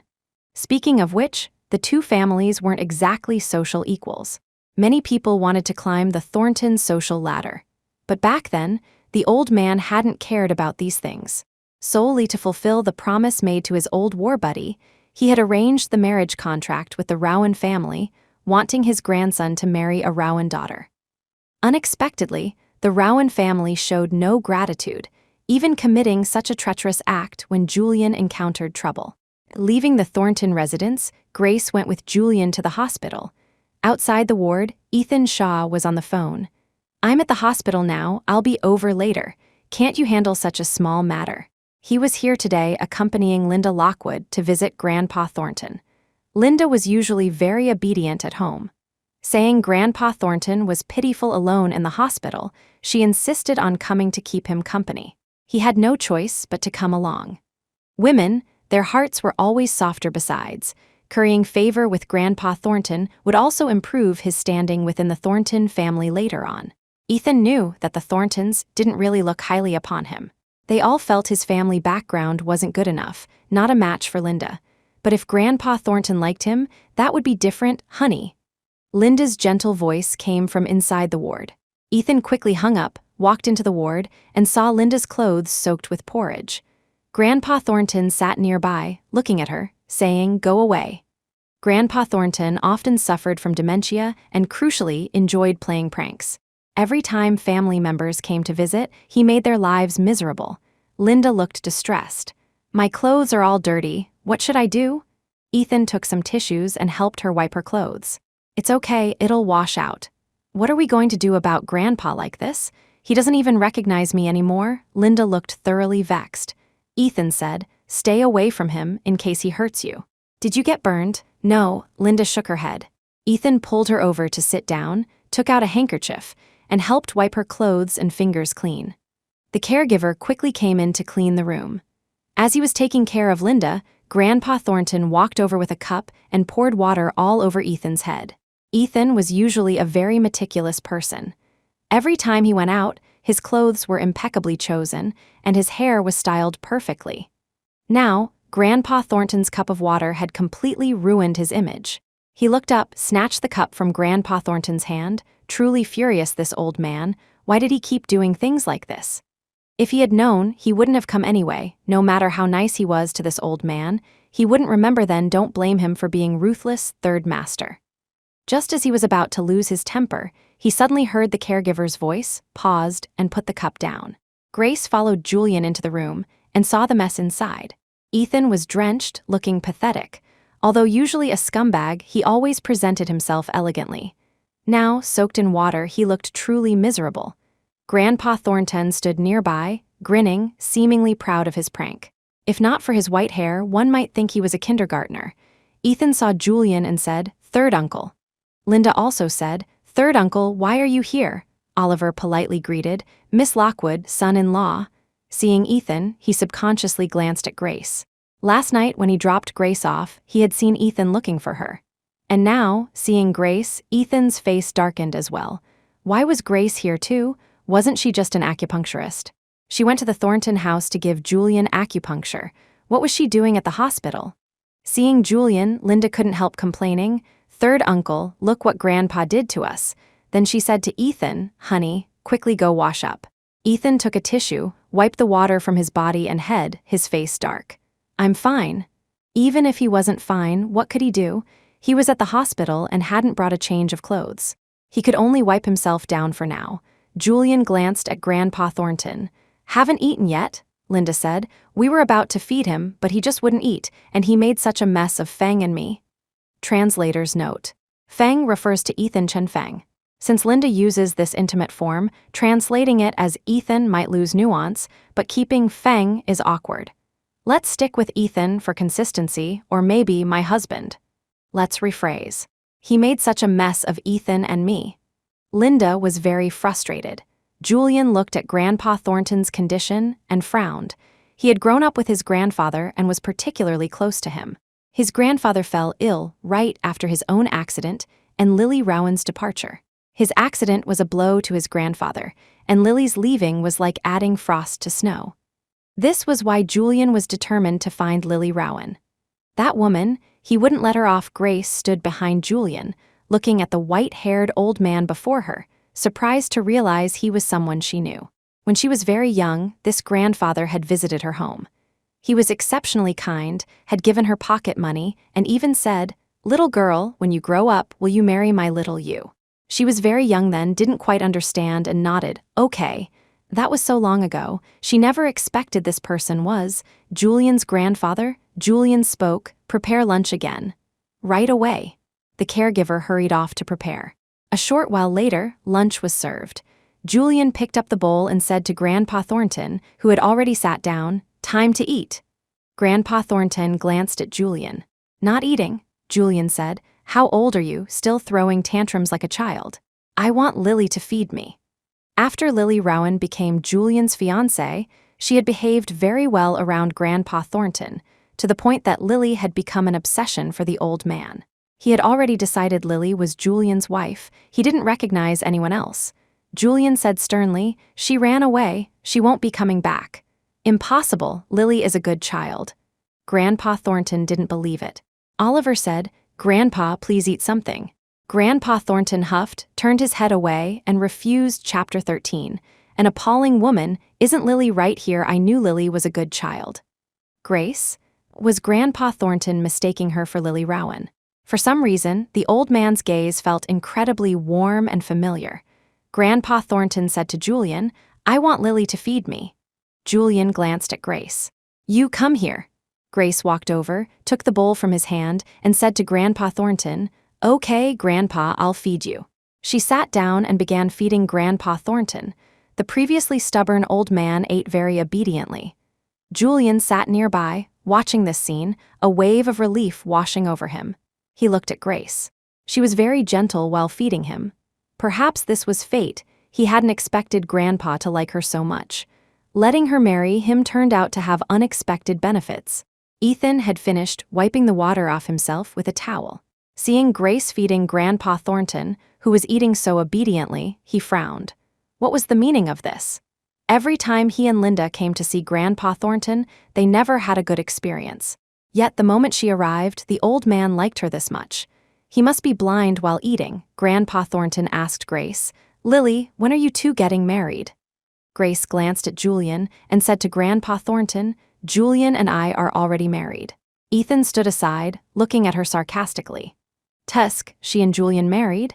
She actually dared to say that although Julian was currently in a wheelchair, a cripple, he would absolutely never marry Grace. However, hearing Grace's words, Julian didn't refute them. Ethan knew Julian wasn't refuting it merely to appease Grandpa Thornton, so he also kept quiet. Grandpa Thornton looked at Grace, very excited. "Good, married is good, have grandchildren soon." Grace listened to Grandpa Thornton's words and agreed, "Okay." Perhaps because seeing Grace made him happy, Grandpa Thornton ate an extra small bowl of rice today, surprising even the caregiver. After finishing the meal, Grandpa Thornton saw Julian just sitting aside, not talking much, seemingly uninterested in his wife. He said to Julian, "You, come here." Julian moved closer. Grandpa Thornton said, "All day long with that stern face, don't even know how to treat your wife better." As he spoke, he pulled Julian's hand over and placed it together with Grace's. Their hands were forced together. Julian's fingers were long and slender, his nails neatly trimmed. As Grace's fingers were held by him, the warmth quickly spread. Grandpa Thornton held their hands together, talking all the while.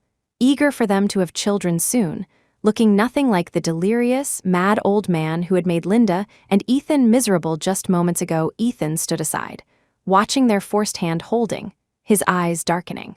This woman, truly shameless. So casual, letting Julian hold her hand. Crucially, she didn't even struggle when Julian held her hand. Wasn't it disgusting? After feeding Grandpa and staying at the hospital with him for a while, Grace went to the restroom. She turned on the tap, watching the water flow, washing her fingers. She felt her hand was somewhat uncomfortable, hot, the places touched by Julian feeling scorched. She patted her face. After all, she was married to Julian now. Sometimes, such play acting was necessary. She needed to be mentally prepared. She tidied herself up and came out of the restroom. Just as she was about to return to the ward, someone suddenly approached from the side, grabbed her, and dragged her into the stairwell. Grace was stunned for a moment, looking at the man before her. "Ethan Shaw, are you sick?" Ethan looked at her flushed cheeks. "Aren't you shameless? What did you say?" Grace looked at him in disbelief. Ethan let out a light laugh. "Having Julian hold your hand made you very happy, right? He held it for so long, didn't see you struggle at all. Are you that cheap, anyone can touch you?" Grace looked at him incredulously. "Whether Julian holds my hand or not, what does it have to do with you? Who do you think you are?" Did he have any clue about their relationship these past 2 years? She holds hands with someone else now, and he comes to yell at her. Ethan said, "It has nothing to do with me. I'm just reminding you, even in a wheelchair, Julian Thornton is not someone you can climb up to. It was only because the old man mistook you for Lily Rowan that he pretended to hold your hand. Don't tell me you actually think you're Julian Thornton's woman now." His contemptuous gaze made Grace find it laughable. "Someone like you could marry Linda Lockwood. What's wrong with me wanting to marry Julian Thornton?" "You really want to marry Julian Thornton?" He was just saying it. He didn't expect Grace actually had such thoughts. What if I really do marry him? What can you do about it? She was already legally married to Julian. Even if it was fake, so what? Ethan said, "Then marry him and let me see someone like you. Julian would take an interest in you. Does he know you have 2 children at home? Does he know you're divorced?" "So what if I'm divorced? Who hasn't encountered a few scumbags when they were young? As if you haven't been divorced yourself. Does this mean Linda Lockwood doesn't know about your divorce?" Grace looked at Ethan. Seeing how nervous he was, she suddenly seemed to understand something. It seemed Linda really didn't know. No wonder Ethan was so tense the moment he saw her. She said, "How about I have a chat with Linda Lockwood? She likes you so much, she should be very interested in your past." "You dare?" Ethan grabbed her wrist, pinning her against the wall. "If you dare say a single word to her, I'll make those 2 children of yours pay the price." "You want to harm my children?" Grace's face darkened instantly. She looked at this man in disbelief. Back when they were still in her womb, Ethan couldn't tolerate them. Now that the children were born, what right did he have? Ethan said, "So, don't force me." "What did I force you to do?" Grace retorted. "Weren't you the one who came looking for me just now? What business is it of yours if I hold hands with Julian Thornton? Stay away from him." Ethan said, "Seeing you try to seduce him irritates me. You're already a mother of 2, still hooking up with others outside. You give him acupuncture, why come to the hospital? Isn't it just to get close to Julian, to gain his sympathy?" Her scheming was really quite deep, knowing to start with the old man. Listening to Ethan's words, Grace was simply speechless. He could marry Linda Lockwood, but she couldn't even hold hands with Julian Thornton. She said, "Just holding his hand irritates you. What if I were to sleep with him?" Chapter 14. Actually found her attractive, you dare. Before Grace could finish, Ethan interrupted her. "Have some decency, will you? Isn't it just about money? I'll give it to you. Is this enough? Is it enough now?" As he spoke, he actually took out his wallet, pulled out cash from inside, and stuffed it into her hand. "Stop embarrassing yourself out here." Grace looked at the money he stuffed into her hand. It looked like about $2,000. People rarely used cash nowadays. She was quite surprised he had so much on him. But he was giving her money just so she wouldn't be with Julian Thornton. It was utterly ridiculous. His behavior strongly resembled how he used to act jealous when she talked to other men. He could sulk for an entire day. Back then, she treated him well and liked him, so if he didn't like her talking to other men, she would keep her distance. But Grace never expected that. Even now, his rotten temper remained. Only now, such actions were simply laughable. Who was he? Did he still think he was her husband? Just as Grace was about to speak, her phone rang. She took it out and saw it was a call from Julian Thornton. She glanced at Ethan and answered the call. "Mr. Thornton." Seeing her answer the phone, Ethan instantly fell silent. He didn't dare let anyone know he was involved with Grace. Over the phone, Julian's voice was magnetic and deep. "Where are you?" Going to the restroom, and taking this long to return, Grace said, "Coming right back." She hung up, glanced at Ethan, and threw the money in her hand back at his face. "Keep this money for yourself." "I don't need it." With that, she walked out of the stairwell door. Ethan watched her retreating back, gritted his teeth, and kicked the nearby wall. Grace returned to the ward. Grandpa Thornton had finished eating, learned about Julian's marriage, was in a good mood, and had already fallen asleep. Julian saw her walk in, looked up at her, and asked, "Where did you go?" Grace replied, "Just went to the restroom." "That long?" "Constipated." Julian's face darkened. He found this woman truly. He said, "Let's go back." Linda said, "I wonder where Ethan went." He went out too. Hearing this, Oliver glanced at Grace. Could it be he went looking for Grace? However, he wasn't one to meddle, nor would he say such things in front of everyone. He said to Linda, "Then, Miss Lockwood, are you coming back with us?" Linda said, "You guys go ahead, I'll wait for him." "Okay, goodbye." After saying this, Oliver accompanied Julian out of the ward, and Grace followed. Julian's car was parked at the entrance. The three of them got in. Grace sat beside Julian, gently rubbing her wrist. She suspected it was bruised. Ethan's grip was strong, and her skin was the type that bruised easily. When they were together before, he had been very good to her, very gentle, just like he was now with Linda. But now, the moment he saw her, he acted like an enemy, wishing he could strangle her. Every time they spoke, she felt like he might actually kill her. Julian sat beside her, seemingly in a good mood. He spoke, "It's rare to see Grandpa this happy. He likes you very much." Grace glanced at him. "Perhaps it's because I've met him before." "You've met my grandfather?" Julian was somewhat surprised. "He visited my home when I was little, so I met him then. But I had forgotten about it until I saw him again." Thinking about Grandpa Thornton getting sick because Lily Rowan angered him made Grace feel very ashamed. She said to Julian, "Regarding Lily Rowan's matter, I am truly sorry." Hearing her apologize, Julian looked at this woman. For some reason, she seemed much more agreeable than Lily Rowan. He asked, "You said my grandfather visited your home?" Grace nodded. "Yes, I was very young then. He only visited once. But he did say back then that I should marry his grandson later. If I'm not mistaken, the person he meant should be you." Listening to her description, Julian said, "Hearing you say that, it seems Grandpa initially wanted you. But you agreed to him, yet married someone else?" When he said this, his expression was critical, and his tone seemed to be holding her accountable for marrying someone else. Grace said, "That was so long ago, who knows? We lost contact afterward. Besides, times have changed. Marriage is between two people. How can it be decided just by elders?" Julian had precisely listened to his grandfather's words and agreed to Lily Rowan as his fiancée back then. Now, hearing Grace say this felt like a veiled criticism. He retorted, "So you pursued love freely, and what was the result? Still ended up divorced?" Hearing him mention her divorce, Grace stiffened. His words instantly ruined her good mood. She pressed her lips together and looked away. "Yes, I was blind." Back then, to have fallen for Ethan Shaw, to have married him, thinking she had married for love. Grace sat aside, head lowered, feeling an overwhelming urge to cry. Julian watched her, not expecting his words would upset her so much. He pulled out a tissue and handed it to her. "Don't cry, it's my fault. I shouldn't have brought it up. Divorce is divorce, what's the big deal? You'll meet someone better in the future." He wasn't good at comforting people, but he didn't want to make a woman cry because of him. He hated seeing women cry the most. The car arrived at the Thornton residence. Grace had finished crying. Sitting there, she felt embarrassed for having cried in front of Julian. "Sorry, I lost my composure." Seeing she had finally stopped crying, Julian felt relieved. "All right, let's get out." He really had a loose tongue. Why bring up her divorce out of the blue? Grace opened the car door and got out. Oliver helped Julian out of the car and into the wheelchair, pushing him inside. Entering the room, Grace began preparing for the evening acupuncture session. She wasn't in a good mood and just wanted to finish quickly and go home. She had already spent the entire day with Julian.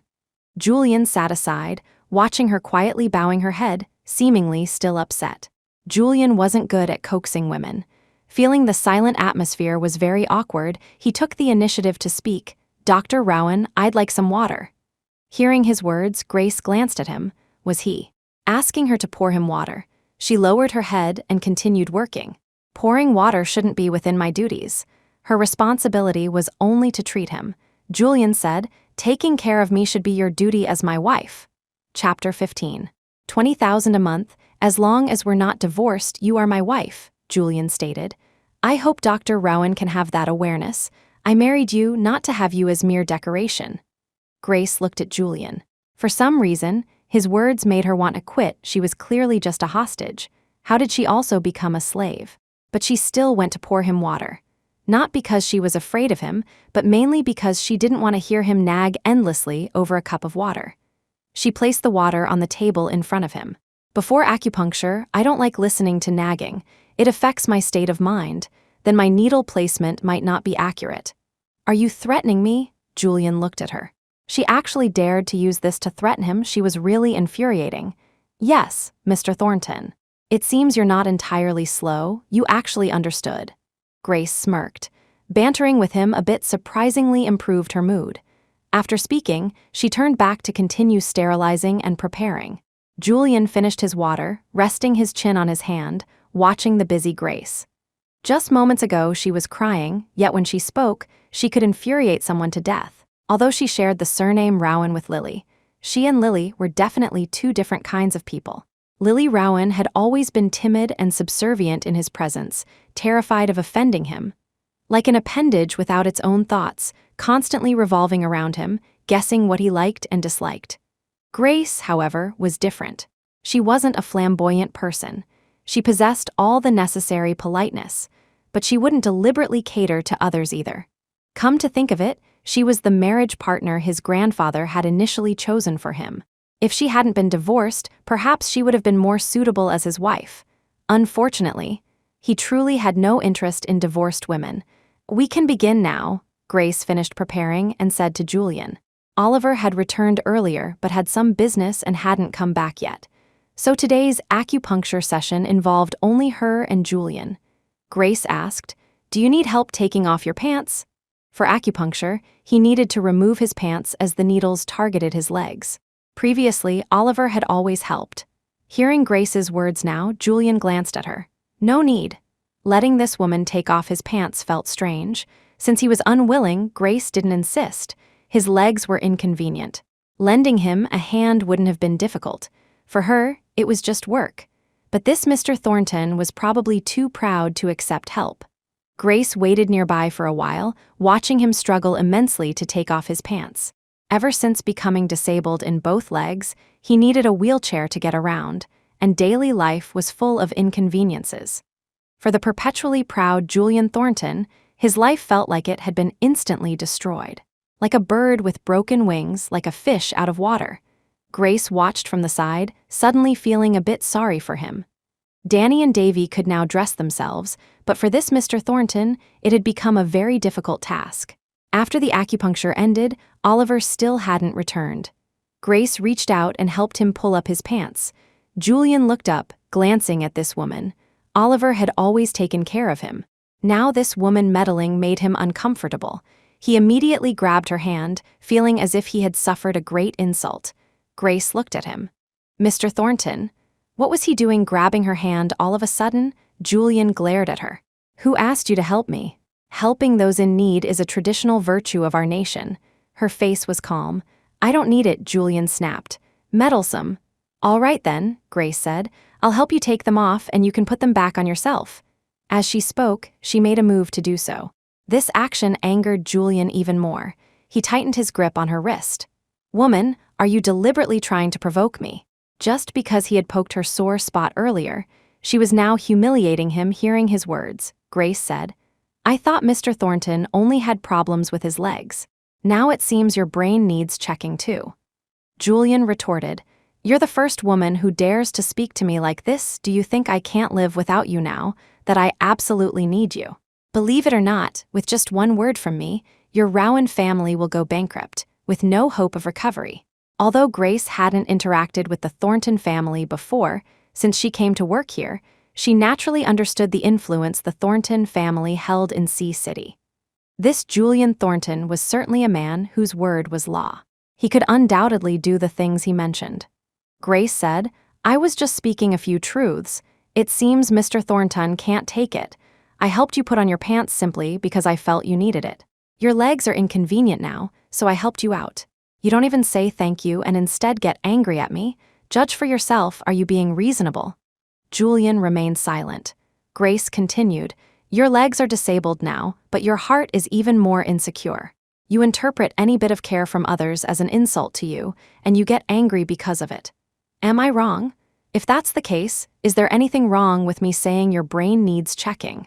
Hearing her words, Julian was furious, but for some reason, he also felt like she had struck a chord deep inside. He wanted to retort, but couldn't find the words for a moment. He could only release her hand sullenly ever since his accident. People around him had been tiptoeing around the issue. They didn't dare offend him, didn't dare say anything harsh, didn't even dare mention the word disabled. They just tried hard to protect him, afraid his feelings would get hurt. But this appalling woman, it was like she was afraid he didn't know he was disabled, constantly bringing it up. She could truly anger him to death. Grace said, "Being disabled in both legs is nothing to be ashamed of. Life is like that. Nobody knows whether tomorrow or an accident will come first. When it happens, what can we do but face it? No one will discriminate against you because of it. In fact, even in a wheelchair, Mr. Thornton, you're still better off than most people. Why do you need to be so sensitive?" Julian glanced at her. "They won't. Look at Lily Rowan." Speaking of which, his current state was partly due to that woman. When he was fine before, she was all flattery. The moment he had an accident, she immediately left. It made Julian doubt himself for a moment. Grace said, "That's not your problem, it's hers. Lily Rowan discriminates against many things. She can't stand seeing others better or more successful than her. Would you feel inferior just because you're more successful than her?" After hearing Grace's words, Julian was somewhat surprised. It seemed she had deep insights regarding Lily Rowan. Seeing him staring at her, Grace didn't know if he was still angry. Anyway, she had said what needed to be said. Chapter 16, Pre-tax or post-tax, she said, "I'll head back for today. I'll come again tomorrow. Until the Rowan family goes bankrupt, I will still complete my duties." After saying this, she packed her things and walked out the door. Julian stared at her retreating back. She was wearing a white shirt today, paired with a black skirt. When she walked, her back was straight. Having practiced dance since childhood, she looked like an elegant white swan. Julian reached out and gripped the armrest of the sofa beside him, realizing he must be crazy to actually find this woman. Somewhat attractive. The thought had barely surfaced before he extinguished it. Grace returned downstairs. Mrs. Thornton was talking with Oliver. Seeing her come down, Mrs. Thornton looked at her and asked, "Dr. Rowan, how is Julian?" "He's fine, upstairs. Today's acupuncture session is finished, so I'll be heading back." "Oliver, see Dr. Rowan home." Mrs. Thornton looked at Grace. "You've worked hard today." Putting aside the matter of Grace marrying Julian, in Mrs. Thornton's mind, Grace was just an acupuncturist, and she treated her very politely. Grace nodded. Oliver led her out the door. She had been running around all day and felt tired. Usually at home, she would take a nap with the babies.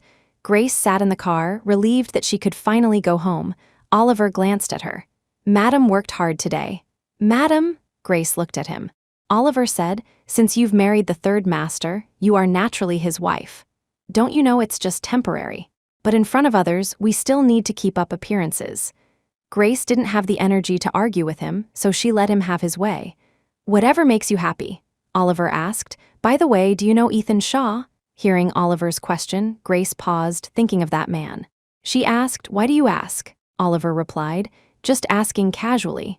Although this is your private matter, but since Madam has married the third master, it's best to be cautious. With other men, at least maintain some distance, lest someone sees and it reflects poorly on the third master." Their marriage was fake, but others didn't know. In front of outsiders, appearances must be maintained. Grace was certain Oliver must have seen something. Grace said, "Rest assured, Ethan Shaw and I will not have any misleading relationship in the future. If there was any relationship, It would be that of enemies she would never forgive him in this lifetime, Oliver said. With your assurance, I feel relieved. After chatting with him, Grace saw he stopped talking and just drove seriously, so she closed her eyes too. Resting in the car for a while, her phone rang. It was her stepmother. Grace answered the phone. Hello. Vivian said, Grace, how are things with you and Julian Thornton? Although Grace's words before leaving the hospital had infuriated her, now, thinking about the Rowan family's situation, she put aside her previous grievances, her tone becoming polite again. Grace said, It's handled. The family should be fine for now. Let my dad know, tell him not to worry. Her father only had her as a biological daughter. If something happened to the family, if she didn't take care of it, no one else would. So she wouldn't try to evade it. Hearing this, Vivian beamed. Really? You married Julian Thornton? Grace said. Yes. Her stepmother was probably thinking in her heart again that marrying Julian Thornton was a stroke of luck for her. Anyway, in her stepmother's eyes, she deserved to marry poorly, while her own daughter deserved to marry much better than her. Indeed, after hearing Grace married Julian Thornton, Vivian's tone brightened considerably.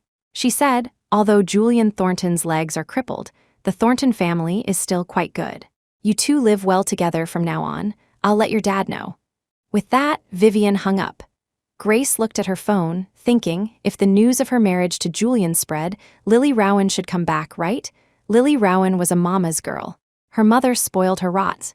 Even at her age, she couldn't be away from her mother for a day, needing her mother to take care of her. Because of the Julian Thornton incident she had been hiding for so long, it really wasn't easy for her. It was precisely because she thought Lily might return if she married Julian that Grace had agreed to marry him. Getting out of Oliver's car, Grace bought a few things at the downstairs supermarket before carrying them home. Wendy had already gone back. She lived far from here and needed to take the subway to get to work early tomorrow morning. Now, only the two babies were home. Grace entered and saw, goodness, Danny was washing dishes and Davy was cooking noodles. The stove was a bit high, both were standing on stools. Grace looked at this scene, her heart aching slightly. She quickly picked up Davy, who was cooking noodles. Davy, didn't I tell you not to touch these things? It's not safe. What if you get burned? Davy struggled in her arms. Mommy, let me go quickly, I'm cooking noodles, almost done. Can you please not interfere? Grace felt faint. I'm worried you'll get burned. How did that become me interfering? I won't get burned. Davy said, cooking noodles is such a simple thing, I know how. Davy, how old are you, talking like a little adult? Davy said righteously, 4 years old. Not a 3-year-old toddler anymore. Grace remembered when she was 4, she couldn't do anything. Her mother was still around then, making various loving meals for her and her father every day. Now Davy even knew how to cook noodles. It showed how derelict she had been as a mother. Sometimes when working outside, like today, she clearly wanted to come back early, but she couldn't, only returning late. The two babies at home were like two diligent little bees. Davy said, you should go out quickly. The kitchen is so small, you coming in makes it crowded. After his dismissive remark, he tried to climb back onto the stool. Grace said, no need, Danny, Davy, you two go outside together. Leave this to Mommy. No, Davy refused. Danny said, Mommy, we can do it. You worked hard. Danny and I will do the housework together from now on. Grace looked at these two little treasures, who didn't seem to be joking at all. It was simply. In the end, the three of them worked together and finished cooking the noodles. The three sat down at the dining table and ate noodles together. While eating, Davy asked, Mommy, are you going out again tomorrow? Yes, Grace said. Mommy has work recently treating an uncle. Davy, is that uncle handsome? Grace paused. Why do you ask? If he's handsome, can he give you chapter 17? Davy is very cunning, Danny said. If he needs Mommy to treat him, his health must not be good. Unhealthy people are not acceptable. Mommy works too hard. She needs someone who can take care of her. Listening to the two of them go back and forth, planning her life out for her, Grace was speechless. What have you two been learning? So young, yet they knew everything already. After eating with the two babies, Grace took them to wash up, and then they went to sleep. She still had to send the two babies to school tomorrow. Because Grace was raising them alone, the two babies started kindergarten at the age of 2. This way, when she went out to work, the children wouldn't be left home unattended. The next day, because she had to send the two children to school, Grace arrived at the Thornton residence a bit late. Mrs. Goodwin opened the door for her. Grace said, "Sorry, I was late sending the kids to school." She disliked being late, but for the sake of her children, she really had no choice. Mrs. Goodwin smiled. "It's all right. The old master came back today, everyone is here.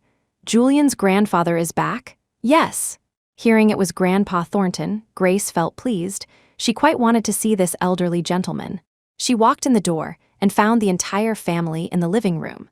The family surrounded Grandpa Thornton, who had just returned from the hospital. Ethan Shaw and Linda Lockwood were also there. The two sat on the sofa.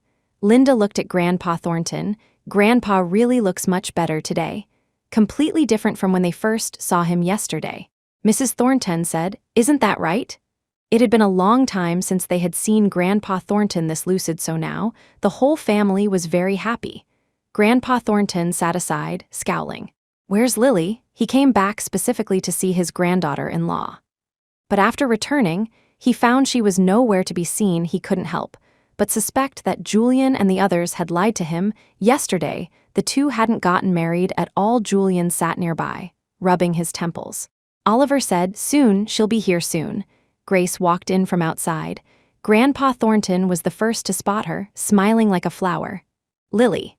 The moment he saw Grace, he became exceptionally warm and welcoming, no longer scowling like before. Linda said, "Dr. Rowan, come quickly. Grandpa has been asking for you since he got back this morning." Because Grandpa Thornton liked Grace, Linda's attitude towards Grace had improved as well. After all, she was the only one who could calm Grandpa Thornton down. Julian glanced at her. "You're late." If she hadn't been late, Grandpa wouldn't have been making a fuss for so long. Grace felt embarrassed. "Something came up, sorry." Just as she finished speaking, she saw Grandpa Thornton use his cane to tap Julian. "How dare you yell at your wife, Julian?" He had only said one sentence. Grace was also surprised.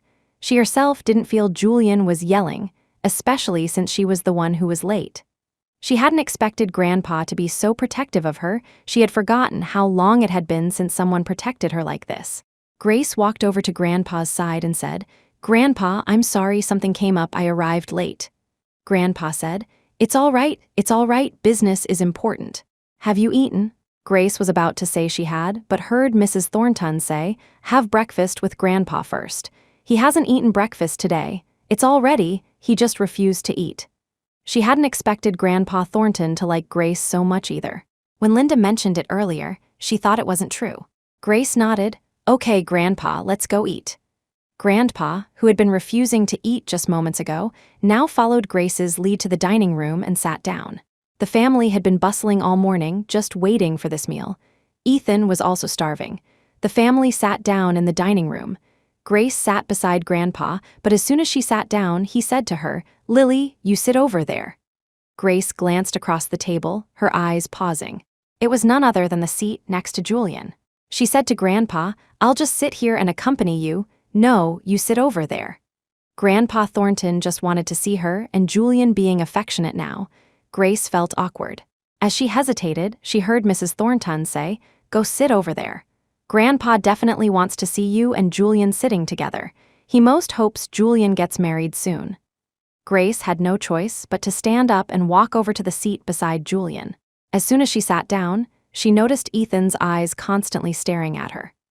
Ethan had been starving, but now seeing Grace sit next to Julian, he felt like he was full from anger, even though he had warned her at the hospital yesterday.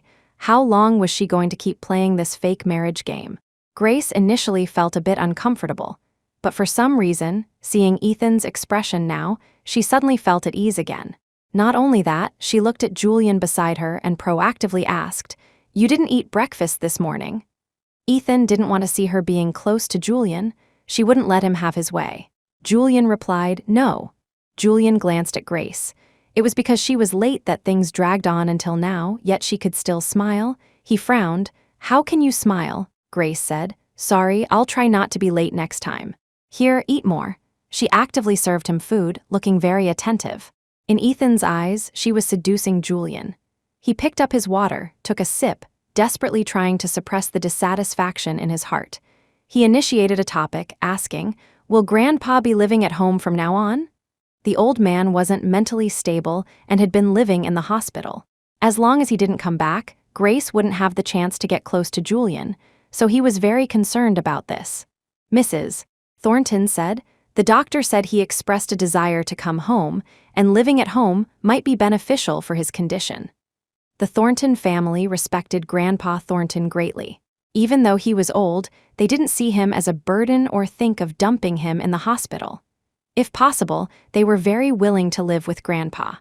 Hearing Mrs. Thornton's words, Ethan said, I still think living in the hospital is better. The doctors are more professional. He just got a little better. What if coming back makes it worse? That wouldn't be good. Julian sat aside. Hearing Ethan's words, he frowned. He looked at Ethan. Does Grandpa coming back bother you? Although Grandpa Thornton was often confused and liked to cause trouble, Julian still very much wanted him to live at home. After all, Grandpa was old. Every day spent together counted.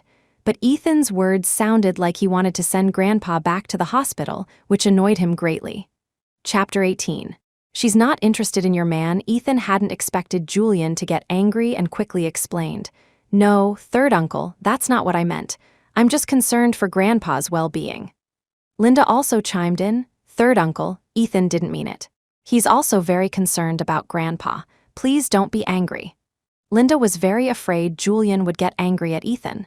Hearing Linda plead, Julian finally reined in his anger. Being scolded by Julian put Ethan in a bad mood.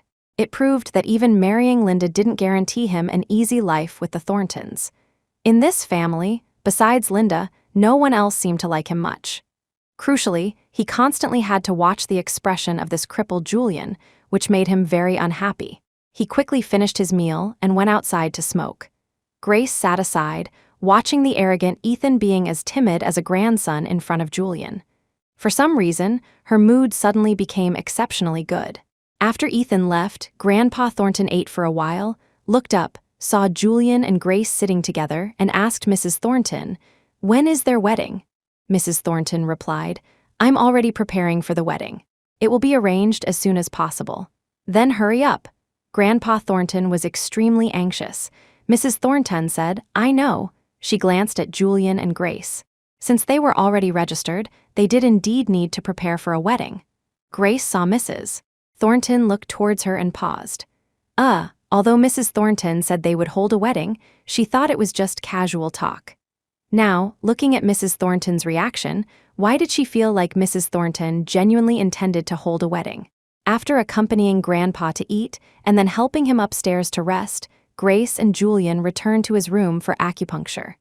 During the session, she asked, "Your mom isn't really going to hold a wedding for us, is she?" Julian replied, "Grandpa wants to see it." "So we're really doing it?" Grace asked, finding it hard to believe. Julian countered, "What else?" Grace refused. "There's too much involved in a wedding, I don't have time. You should tell your mom clearly beforehand." Lest Mrs. Thornton waste her efforts, Julian said, "Miss Rowan, we're already registered. A wedding is appropriate. Even if you have to squeeze, you need to make time." No time. That excuse wouldn't fly with him. Grace didn't expect that getting registered involved so many things. "Mr. Thornton, I don't want to get married anymore. Can I change my mind now?" "Change your mind?" Julian looked at her. "We're already registered, and now you tell me you regret it. Why did you agree to marry me in the first place?" "That's because," Grace explained, "I thought that by getting married and spreading the news, Lily Rowan would come back. How was I supposed to know there would be a wedding too? How about you talk to them, postpone it. That way, we won't have to hold a wedding later." "What do you think?" Julian said. "According to your logic, I think this wedding needs to happen quickly. Only when Lily Rowan sees the wedding will she believe we are truly married." Grace felt her temples throb. "Why are you joining in the fuss too? Holding a wedding involves many things. Do you think it's that easy? Where would I find the time?" She had been married before and knew how cumbersome weddings were. She never wanted to go through it again in this lifetime. Then from now on, give all your time to me. "Do you think I'm like you?" Grace retorted. "Taken care of by someone every day, not having to worry about food or clothing. I still have 2 children. Besides giving you acupuncture, I also need to earn money to raise them. I'm busy." Spending all her time on him. What about the 2 children? What about next month's rent? Their rent was paid every 3 months. After this month, Rent was due. She originally came to treat Julian thinking the pay from the Thornton family would be good. With that money, she wouldn't have to worry about rent. But then, because of her family's issues, she waived the treatment fees. She still needed to find other ways to make money. Julian looked at her and said magnanimously, "After all that, you just want money, right? As long as you behave, make Grandpa happy, make my family happy, I will give you money. Will it be less than what you earn outside?" "Oh, okay," Grace answered quickly. If there was money, what else was there to say? Julian. He had thought this woman would coolly refuse him, but she agreed so readily. He almost suspected this woman had deliberately tricked him. Forget it, it was just money. He could afford it, he said. "As long as I call you, and you can arrive anytime, anywhere, I can give you $200,000 a month." $200,000? Grace's eyes widened in disbelief. Julian snorted. $200,000 isn't low. Women shouldn't be greedy. Grace? She didn't think it was low, she just hadn't expected Julian to be so generous with money, just accompanying him to deal with his family, pretending to be his wife, and she could get $200,000 a month. She had tried various jobs before to raise her children. Although she had interviewed for well-paying jobs like programmer, those jobs required sacrificing one's life. She had to take care of her children and couldn't do it. Later, working as an acupuncturist, she met decent clients and could earn a good rate, barely allowing her to live comfortably. But she never expected to suddenly join the ranks of those earning $200,000 a month. Looking at Julian now, she felt he radiated a golden light. "A sugar daddy?" she asked. "Is the $200,000 pre-tax or post-tax?" Julian paused, glanced at her, feeling offended. "Of course, it's before sleep you still want after sleep. I warn you, although I said you're my wife, that's only in daily life. Don't even think about other things, Grace." Where did this man's mind go? Forget it, pre-tax was pre-tax. It was still a lot. After finishing the acupuncture, Grace immediately started to leave. Julian said, "Come back."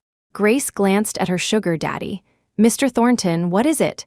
Thinking about the money he promised, suddenly none of his requests felt excessive anymore. Julian said, "Put my pants on." Oliver was also absent today. But because he had thrown a fit about this yesterday, Grace hadn't proactively done anything to displease him like she did before. Unexpectedly, he was now proactively asking her to help him. Grace walked over, helped him put on his pants, remembered yesterday's incident and said, "Weren't you quite angry yesterday?" "I thought about it, maybe you had a point." Julian's words sounded a bit sarcastic, making it unclear whether it was praise or compliment. Before Grace could reply, he said, "From now on, you will do this. Putting on pants. Sure, as long as you add money, you are my Chapter 19. This is your third." Aunt Grace had already helped him put on his pants. She glanced at him. "Do you want some water?" "If you don't want to give money, fine, but why resort to insults?" Julian said, "Yes." Grace went to pour him water, brought it back, and handed it to him. Julian looked at her, his eyes wary, as if afraid she might pounce on him. Seeing her standing nearby watching him, he said, "When you have nothing to do, stay away from me." "Okay." Grace obediently moved away. She didn't want to be close to him either. Julian, seeing her being so obedient, he felt something was off. In the afternoon, Grace picked up Danny and Davy from kindergarten on time. Because Julian had promised her a salary, she was in a good mood and took Danny and Davy to eat sushi, which was usually expensive and she couldn't afford, but the babies loved it. "Mommy, did you win the lottery?" Davy asked Grace in the restaurant. Danny also looked at Grace curiously. Something was off. Mommy actually brought them to eat sushi. Grace. She cleared her throat and explained to the two babies, "Mommy found a job and the boss is quite generous." "Does the boss like you?" Davy asked. Grace. She shot Davy a look. "What nonsense are you talking? My mommy is so pretty, it's normal for the boss to like you. But mommy, you need to protect yourself. I don't want you to meet another bad man." The use of "another" was particularly insightful, reminding Grace of Ethan Shaw. Speaking of Ethan Shaw, as if arranged by fate, she actually saw him. He was accompanied by Linda Lockwood, who clung to his arm, looking like a dependent little bird beside him. Today, his family was out for dinner. Linda was treating, but she was worried about gaining weight, so she invited the family out for Japanese food. Also present were Ethan's sister and brother-in-law. Their child was about a year older than Danny and Davy.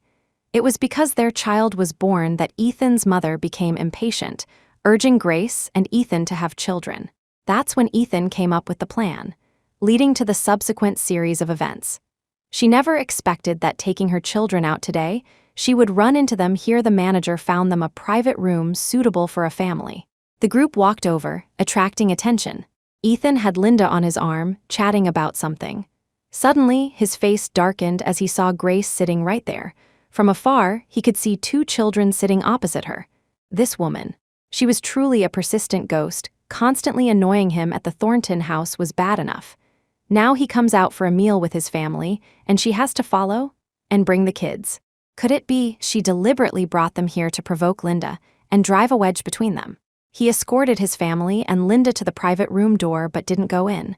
He said to Linda, "You go in first, I need to use the restroom." Linda nodded, "Okay." Then she went inside with his family. Only then did Ethan turn back. Grace had almost finished eating. Mainly because she had to go to the Thornton house later, she needed to send the two children home first.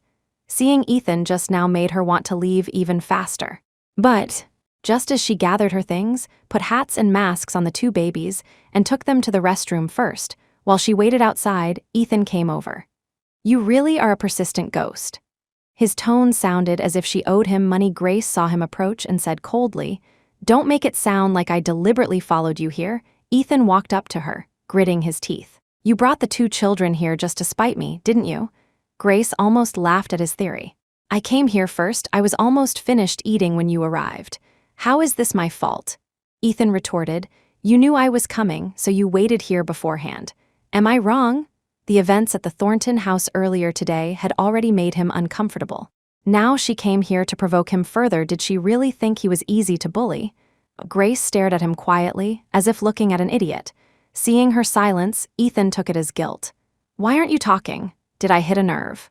Grace said, "I was just wondering how your brain works to think you have that much charm, and I have such great ability to know what you're planning. What, you want to cause a scene? Fine, then go call Linda Lockwood over.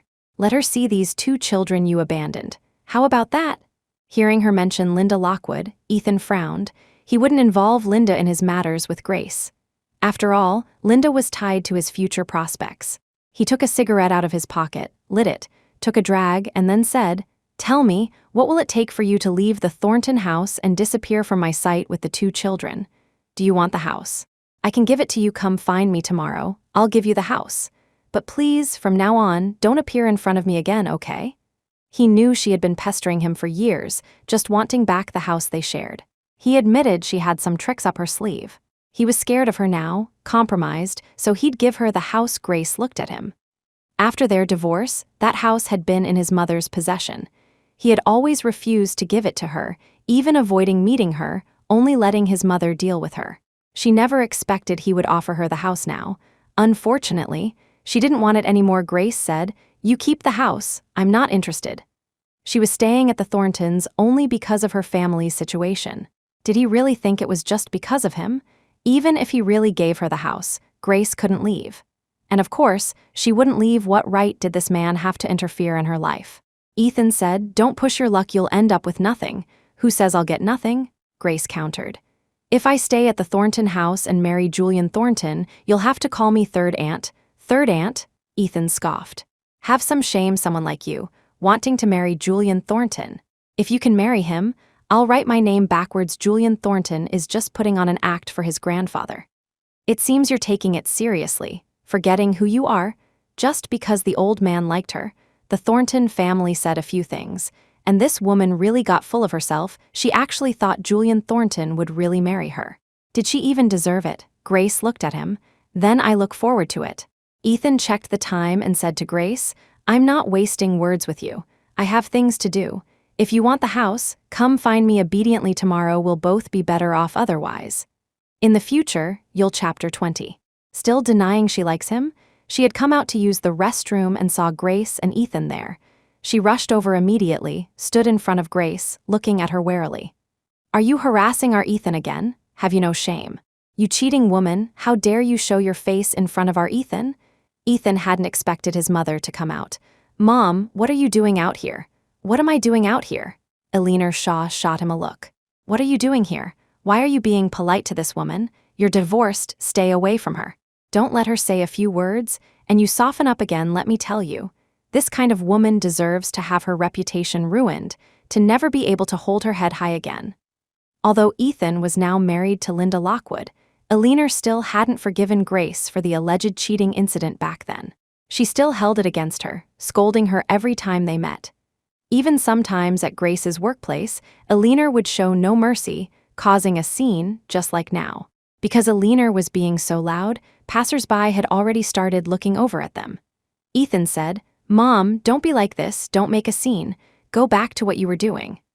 Linda was still inside. If this blew up and Linda came over, wouldn't she find out about his past with Grace?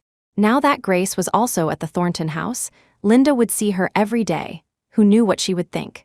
Although he also desperately wanted Grace to leave the Thornton house, it had to be without affecting him. Destroying himself along with Grace like this? He wouldn't dare seeing Ethan being so cowardly in front of Grace. Alina became anxious for him. What are you afraid of? Still being so polite to her. This woman cheated on you, betrayed you, and you're still protecting her. Let me tell you, Ethan Shaw, you're married to Linda Lockwood now. Stay away from this woman in the future. You hear me? Don't let her say a few words and you soften up. She was terrified Ethan would have a moment of weakness, forgive Grace, and consequently wrong Linda. She knew that since divorcing Ethan, Grace's life had gone from bad to worse. Like now, the clothes Grace was wearing looked like they cost barely $100. Dirt poor, nothing like before. So it must be that she came back begging Ethan, wanting to return to her comfortable life. Unfortunately, her Ethan would never forgive this cheating woman. Trying to extort money? No way. Thinking this, Alina shouted, "Everyone, come look, this cheating woman, who had 2 children with another man back then, is now trying to seduce my son again. How shameless." Passers-by all looked over, their disdainful gazes falling on Grace. Alina continued, "Unfortunately, after leaving my son, that adulterer ignored her too. Look what state she's in now. It's hilarious now that she sees my son is successful. She wants to come back and beg my son's forgiveness." Dream on. Grace stood aside, feeling the stares of strangers, onlookers, all focused on her. This scene was not unfamiliar to her. Over the past few years, every time she encountered Alina would cause trouble, trying to get her fired, wanting everyone to despise her. It wasn't that she hadn't tried to explain, but no one was willing to believe her. Now, her whole body felt cold, as if she had returned to that desperate, miserable time right after giving birth, abandoned by everyone. Grace looked at Ethan standing beside her. He was always busy with work. How would he know what she had gone through because of him? Fearing the scene would escalate and attract Linda, Ethan looked at his mother. "Mom, stop talking," Alina retorted. "Why stop? Is she feeling wronged now? She's clearly the one who wronged you." "I wronged him," Grace laughed, fury boiling over. "Why don't you ask your son, in what way did I ever wrong him?" Chapter 21. The truth comes out. Alina's shrill voice echoed through the restaurant, drawing glances from many customers. Grace stood rooted to the spot, her face pale, hands unconsciously clenched. Just then, an angry shout cut through the air. "Enough!" Grace looked up and saw Julian Thornton in his wheelchair, being pushed by Oliver Owen, appearing at the restaurant entrance. Grandpa Thornton and Mrs. Thornton followed behind. Seeing Julian, Ethan panicked. "Third uncle, what are you doing here?" Julian shot him a cold glare, ignored him, and looked at Grace. "Are you okay?" Grace shook her head, tears brimming in her eyes, but she stubbornly refused to let them fall. At that moment, Danny and Davy came out of the restroom. Seeing so many people, Davy instinctively hid behind Grace, but Danny's eyes lit up when he saw Julian. "Wheelchair uncle," this exclamation silenced the entire restaurant. Grandpa Thornton looked at Danny and Davy, reaching out a trembling hand. "Are these my great-grandchildren?" Mrs. Thornton's eyes widened too. She finally understood why those children in the live stream felt so familiar. They were spitting images of Julian. As a child, Alina stared at the striking resemblance between the children and Julian, her face turning deathly pale. How is this possible? Ethan was also stunned, slowly realizing something. Grace looked at Julian, her eyes full of confusion. Julian shook his head, indicating he was just as clueless. Oliver suddenly spoke up. "Third master, 4 years ago, while you were recuperating in Switzerland, you once donated sperm." Julian looked at Grace and the 2 children in shock, then at Ethan. Suddenly, everything clicked. Ethan stammered, I was impotent back then. The doctor said artificial insemination was possible. The babies Grace conceived were never mine biologically. Are you saying these children really aren't yours? Linda Lockwood had appeared sometime during the commotion, her face pale as she looked at Ethan. But you told everyone Grace cheated? I didn't, Ethan argued. Artificial insemination uses outside sperm, isn't that cheating? Enough, Julian roared. The truth is obvious. Ethan Shaw, you used artificial insemination to get Grace pregnant, then framed her for cheating and ruined her reputation. And by coincidence, the donor you chose happened to be me. Eleanor collapsed onto the floor. We wronged her. Chapter 22. A turn of events a week later, the DNA test results came back, confirming that Danny and Davy were indeed Julian Thornton's biological sons. In the living room of the Thornton villa, Arthur Rowan sat on the sofa, staring at the report in front of him, his eyes filled with pain. Grace, Dad was wrong. Grace sat beside him, holding a teacup, her expression calm. Dad, it's not your fault. Ethan Shaw deceived everyone. Julian sat in his wheelchair, watching the two children playing in the yard, his eyes filled with complex emotions. I never thought I'd gain two sons this way, he said softly. Grace looked at him and smiled faintly. They're smart and kind, you'll like them. I already like them, Julian confessed. Perhaps from the first moment I saw them, I felt an inexplicable connection. Just then, Oliver entered. Third Master, Chairman Lockwood is here. Lawrence Lockwood walked in, followed by a shamefaced Lily Rowan. Lily kept her head down, not daring to look at Julian. I'm sorry. I know I made a huge mistake. Julian looked at her, devoid of his past hatred, only indifference remaining. Lily, I don't hate you anymore. If you hadn't run away back then, I might never have discovered I have two amazing sons. Lily looked up, glanced at Grace, then lowered her head again. Chapter 23. Happiness knocks. 3 months later, the Thornton family garden was decorated festively. Thanks to Grace's acupuncture and diligent care, Julian's legs had gradually regained feeling. Today was the day he would attempt to stand without his wheelchair. Under everyone's watchful eyes, Julian slowly used the handrails to pull himself up from the wheelchair. Although his movements were slow, he stood firm. Danny and Davy cheered. Daddy stood up. Grace watched Julian's determined expression, tears welling in her eyes. During this time, they had gone from a fake marriage to the truth being revealed, then to understanding and supporting each other. Unknowingly, genuine feelings had quietly blossomed. After stabilizing himself, Oliver handed Julian a small box. Julian took it, knelt down on one knee with difficulty, and extended his hand towards Grace. Grace, we had a fake marriage once. Now, I want to have a real one with you. Will you marry me? Grace looked at the man before her, tears finally falling. I will. Grandpa Thornton smiled happily, holding his two great-grandsons' hands. Wonderful, I can finally see your family of 4 reunited nearby. Arthur Rowan's eyes reddened, gratified that his daughter had finally found happiness. As for Ethan Shaw, after the truth came out, he was fired from the Lockwood Group, and Linda Lockwood filed for divorce. Eleanor Shaw apologized to Grace for her actions and proactively returned the keys to the house that originally belonged to Grace. Chapter 24. Finally together 1 year later, Grace and Julian formally held their wedding ceremony. Julian's legs had recovered significantly. He could walk short distances without crutches. He personally held Grace's hand as they walked down the aisle, with their 2 sons, dressed in small suits, scattering flower petals ahead of them. Grandpa Thornton watched this scene, his face full of benevolent smiles. Since the truth came out, his condition had miraculously improved. He was now mentally sharp and even started teaching his 2 great-grandsons to play chess. At the wedding, Grace saw her best friend, Wendy Goodwin, chatting animatedly with Oliver Owen. It seemed sparks were flying between these 2 strategists as well. During the banquet, Julian stood up, raised his glass. I thank fate for bringing us together. Although the journey was winding, the destination is exactly what I wanted. Grace, thank you for waiting for me with my children. Thank you for healing my legs, and even more for healing my heart. Grace raised her glass to meet his, her eyes shining with happiness.